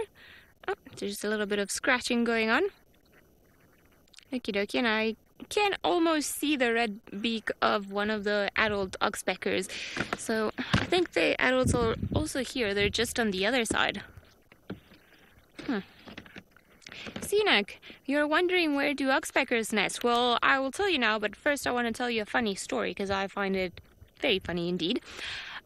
For a very long time, people actually thought that oxpeckers nest inside of the ears of some of the bigger animals, and especially of the rhino, and that they would come inside of the ear of the rhino and then would have their eggs and their chicks in there.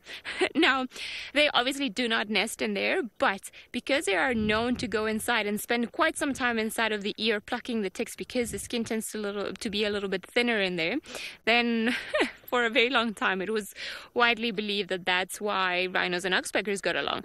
But no, they normally just nest in trees. Wherever there's a hole with the tree, old dead trees that have got little cavities and so on, they all nest there. Now, they will have a structure of normally an alpha pair and a bunch of helpers that help raise the next generation, and they all stay inside together of the hole of a tree for warmth.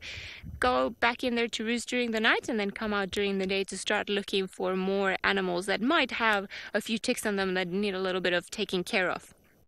Now, I'm pretty sure they are on the other side of the buffalo. Now, he's also doing something funny with his tail.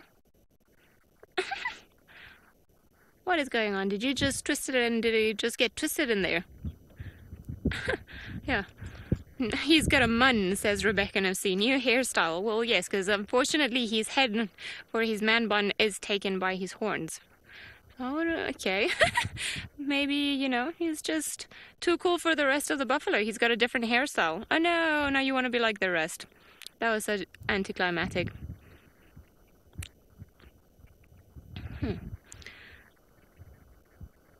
We're going to head back to Tristan for the days of our lives of our leopards. So maybe he will have some insight as to where I can find Tundi, because I am having no luck this afternoon.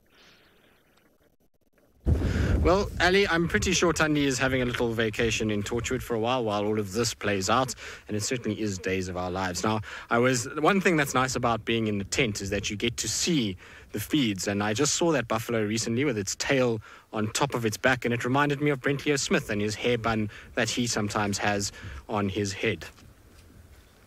Don't tell him I said that, because he'll be very upset with me. But it did look a little bit like Brent's little band bun that he's got. So anyway, back to leopards. Let's get into more serious things. The last time we spoke about this, we were talking about Hosanna and Tamba and the fact that I hadn't put them on. So there is a reason why they're not here. Like I said, they're not territorial individuals. But I will show you where Hosanna and Tingana are currently hanging out. Tamba are currently hanging out and why they're in the areas that they are. So because of Tingana's decreased territory that we see here, we're having a situation where Hosanna is pretty much hanging out in that area like that. That is all just where H is. Hosana, he's doing a little loop around. He used to come all the way up into kind of central Djuma, but it's been a long time since we've seen him at Treehouse. He does every now and then kind of come here, but his core area is Twin Dams, Little Gowrie, where the Treehouse Dam is somewhere over here, and then there is also, Chitwa Dam. So that's his kind of area that he's hanging around. Tumba's a little bit different. Tumba, he doesn't really have an area where he's hanging about like Hosana. Tumba, to give you an idea of where he's being seen, he was seen here the other day. He's been seen up here. He gets seen on Djuma, as we know, around quarantine lately, and he's been seen all the way down here. So this is where Tumba moves. As he goes up like this, he comes past Chitwa, he comes up into Torchwood, he then crosses into Djuma, up into Manyeleti, then he came down, then he went like this, all the way along Simbambili, to Elephant Plains, in which case he came along back like this, straight across, made a kill over here during the National Geographic TV shows, and then from there nobody knew where he was, and then all of a sudden, boom, he was back at Djuma over here, and this is where he's kind of been localized. So his actual area in the last sort of week has been there. So that's where T is at the moment. But you can see he's got far-ranging movements, and that's going to just expand and expand and expand until he finds himself a territory. And it's exactly what happened with Sindile. So I was saying Sindile was last seen there, but we know from when he had the collar on that Sindile's movement started to get bigger and bigger, and his circle got wider and wider and wider, and eventually he just distributed out and found himself a territory. And so that is exactly what you're seeing from Tumba at the moment. He's trying to find himself a spot in this chaos that we see here. I mean, if you think about the size of this area, now to give you an idea, if you look on the mountain cam in the Mara, you're pretty much watching from that mountain cam, you are watching this whole section. All of these leopards would fit pretty much in what that camera sees. That's just to give you an idea of how much space we're dealing with. This whole section here is about 8,000 hectares or 16,000 acres, and that's how many male leopards we've got that we know of. Now, I say that we know of because there was another random male leopard that was seen recently. Nobody knows who he is. I've asked for the guys to try and send me some pictures to see if we can get a facial shot. There was one photo of him from behind from the Nkoro guys, and they believed it was Kunyuma. Since the kind of photo came out, lots of spot patterns have been done, and it doesn't seem like it is Kunyuma, which means that there was a random male that was sighted over here. So that's a random male. It's upside down, I do apologize, but that's where a random male was seen, and you can only think if it's going to be like Hukumuri, who was a random male to start and seen in funny places, that he's going to end up being over there. Who knows what he's going to do? Maybe he's going to sandwich his way in this gap between Kunyuma, Quarantine, and Hukumuri as it stands. Now, there is one other leopard that everybody has been asking about and wondering what's going on, and that is Mvula. Now, Mvula, unfortunately, we don't know where he is. We don't know what's happened to him, but my gut feel is that he's no longer with us. And I say that with a heavy heart, and the reason why I say that is because the condition that he was in when he was last seen is atrocious. He was not looking good at all. He was literally just a skeleton with some skin on him, and the fact of where he was and that he hasn't been seen since then is not a good indication. Mvulo is a relaxed enough leopard that in the last month he should have been seen somewhere. His last kind of time he was seen was when I was just before I went on leave last, and he was seen down here. So that was Mvula's last sighting in that area, and that means that he was the last position he was seen, and that was quite some time ago, and he hasn't really been seen again in very poor condition. So the chances of him still being alive, I don't think is very good. It's a sad, sad thing to think about, because that's a real old friend that I've had many, many amazing sightings with. So kind of makes me a bit sad to think about that, but you never know. Maybe somehow he's managed to avoid it and he's come through it, but I doubt it, given that we haven't seen him. Good. So that wraps the male leopards up, and I say good not because of Mvula, but because we've gotten through all of our males. So what we'll do is we'll ditch the male sheet, and then we will get the females out, and at the end I'll put them next to each other. And like I say, if you guys want to just compare them to the last time I did this, that would be nice. While we try and draw another map and try and get the females up and all of that, let's send you back across, I think, to Byron. I'm not sure. Either you're going to get a ponytail or you're going to get short, curly, black hair. I'm not sure which one, but either one, I'm sure we'll laugh and have a good time with you, all of you. Brentley Smith, no. I don't have a ponytail, that's for sure. So you stuck with me. We just saw a beautiful woodland kingfisher. He's just sitting on the branch. There he goes. It's nice to see those kingfishers again. There was a wonderful big kudu bull that came and drank at this little mud wallow to my right. Let's see if we can see him again. He did just move off. There he is. He's now behind the bush. We might see him. There he is. You see those beautiful horns, those big spiral horns. He's hiding from us now, but we did get a glimpse of him drinking over there. And off he goes by himself. I don't see any other kurus around at the moment. It's always nice to see those big males with those beautiful horns. They really stand out. I see the elephant have clearly been very busy here. Pulled out this tree and dragged it across the road. VM says they're protesting. Oh dear. I'm heading back towards those lions. I'm thinking maybe we get lucky and they start moving a little bit earlier, because it has cooled down a bit. So hopefully they decide to go for a drink at one of the waterholes. There's a lot of water around what I've seen, and they weren't far from Treehouse Dam, so maybe they head towards Treehouse Dam for a drink. I'm hoping that's what what I'm thinking. So let's see. We're not too far from them. But it has been great being back, and again, thank you everybody for all the wonderful comments and messages. It's so good to be back on Safari Live again, back in this area guiding. And as I said, I have been guiding in other areas. I was in Botswana a week ago, which was lovely and different. I was in the Kalahari about 3 weeks ago, so I have been busy traveling quite a lot. And I've got some wonderful trips planned for the year, which I'm very excited. Actually a few viewers from Safari Live that I'm taking on safari. So that's going to be a lot of fun. Okay, I'm going to look for these lions. Maybe they've moved off, let's hope, and headed towards the water. While I do that, let's head back to Ali, who has got a ponytail, and see where she is.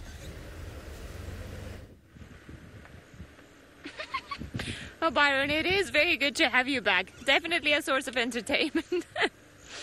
Now, we are at Gowrie Dam, and I think it's pretty much time to call our search of the leopard off, because we've been getting so many conflicted and different reports that I don't even know what to believe anymore. Somebody's seen the tracks here, but somebody else saw them going there, but somebody had the animal going here. So it's been a little bit tough, and we've pretty much checked all of the roads on the southern side of Djuma, southeastern corners of Djuma, and I cannot find not even one track. So if they are there, either somebody drove over the tracks and I cannot find them anymore, or there's also the possibility that they're still somewhere in the block doing exactly what the lions are doing, and they're just resting, and only later they're going to get up and going. Now, this would be a perfect place for them to come and sit in, so I would really like them to come here at least during the night, so that we have a starting point to start looking for them. But I think for now, unfortunately, I'm going to have to call the leopard search off. It's also starting to get a little bit darker, so the eyesight is not going to get any better. So I really don't know where we're going to go anymore. I think we're going to go explore other areas, let the universe surprise us, and see what else can we find. Julie, you're wondering if animals can get malaria. As far as I understand, yes, they can get malaria, but not quite the same strands as us humans do, but they can get malaria. Now, I haven't researched too much into the subject, but I remember asking myself this question a while ago, and normally malaria is a parasite that affects the liver when you're being bitten by a mosquito that carries the disease. So as far as I know, yes, they do get it. However, I don't think it affects them as much as it affects us. It seems like Gowrie Dam is fairly empty, and I would say dry as well. Not too many things happening around here, but I do want to check quickly with my binoculars just in case there's anything lurking around, perhaps an interesting bird or a family of mongoose that might be anywhere around here that we could spend some time with. It seems, however, that is definitely not the case. I wonder if Daryl came around and just chased everyone the same way he's been terrorizing everyone in camp because he wants to get all of the marulas. Now, seems like there's not much actioning happening here, so we're gonna carry on, see if perhaps we can find anything else on the way. Seems like Lion has managed to find the lazy lion, so let's go back to him and ask him for his best lion sleeping pose. Well, it wasn't very difficult, Ali, because they haven't moved. So they're still in the same spot. It doesn't look like any of them have moved at all. which I'm surprised about. I was really hoping that they started to get a bit active and start moving around. But on our drive now, on our little loop, I did see the tracks of this pride and what looked like they were chasing buffalo. And I think, Viam, who saw them this morning? Did you see the pride?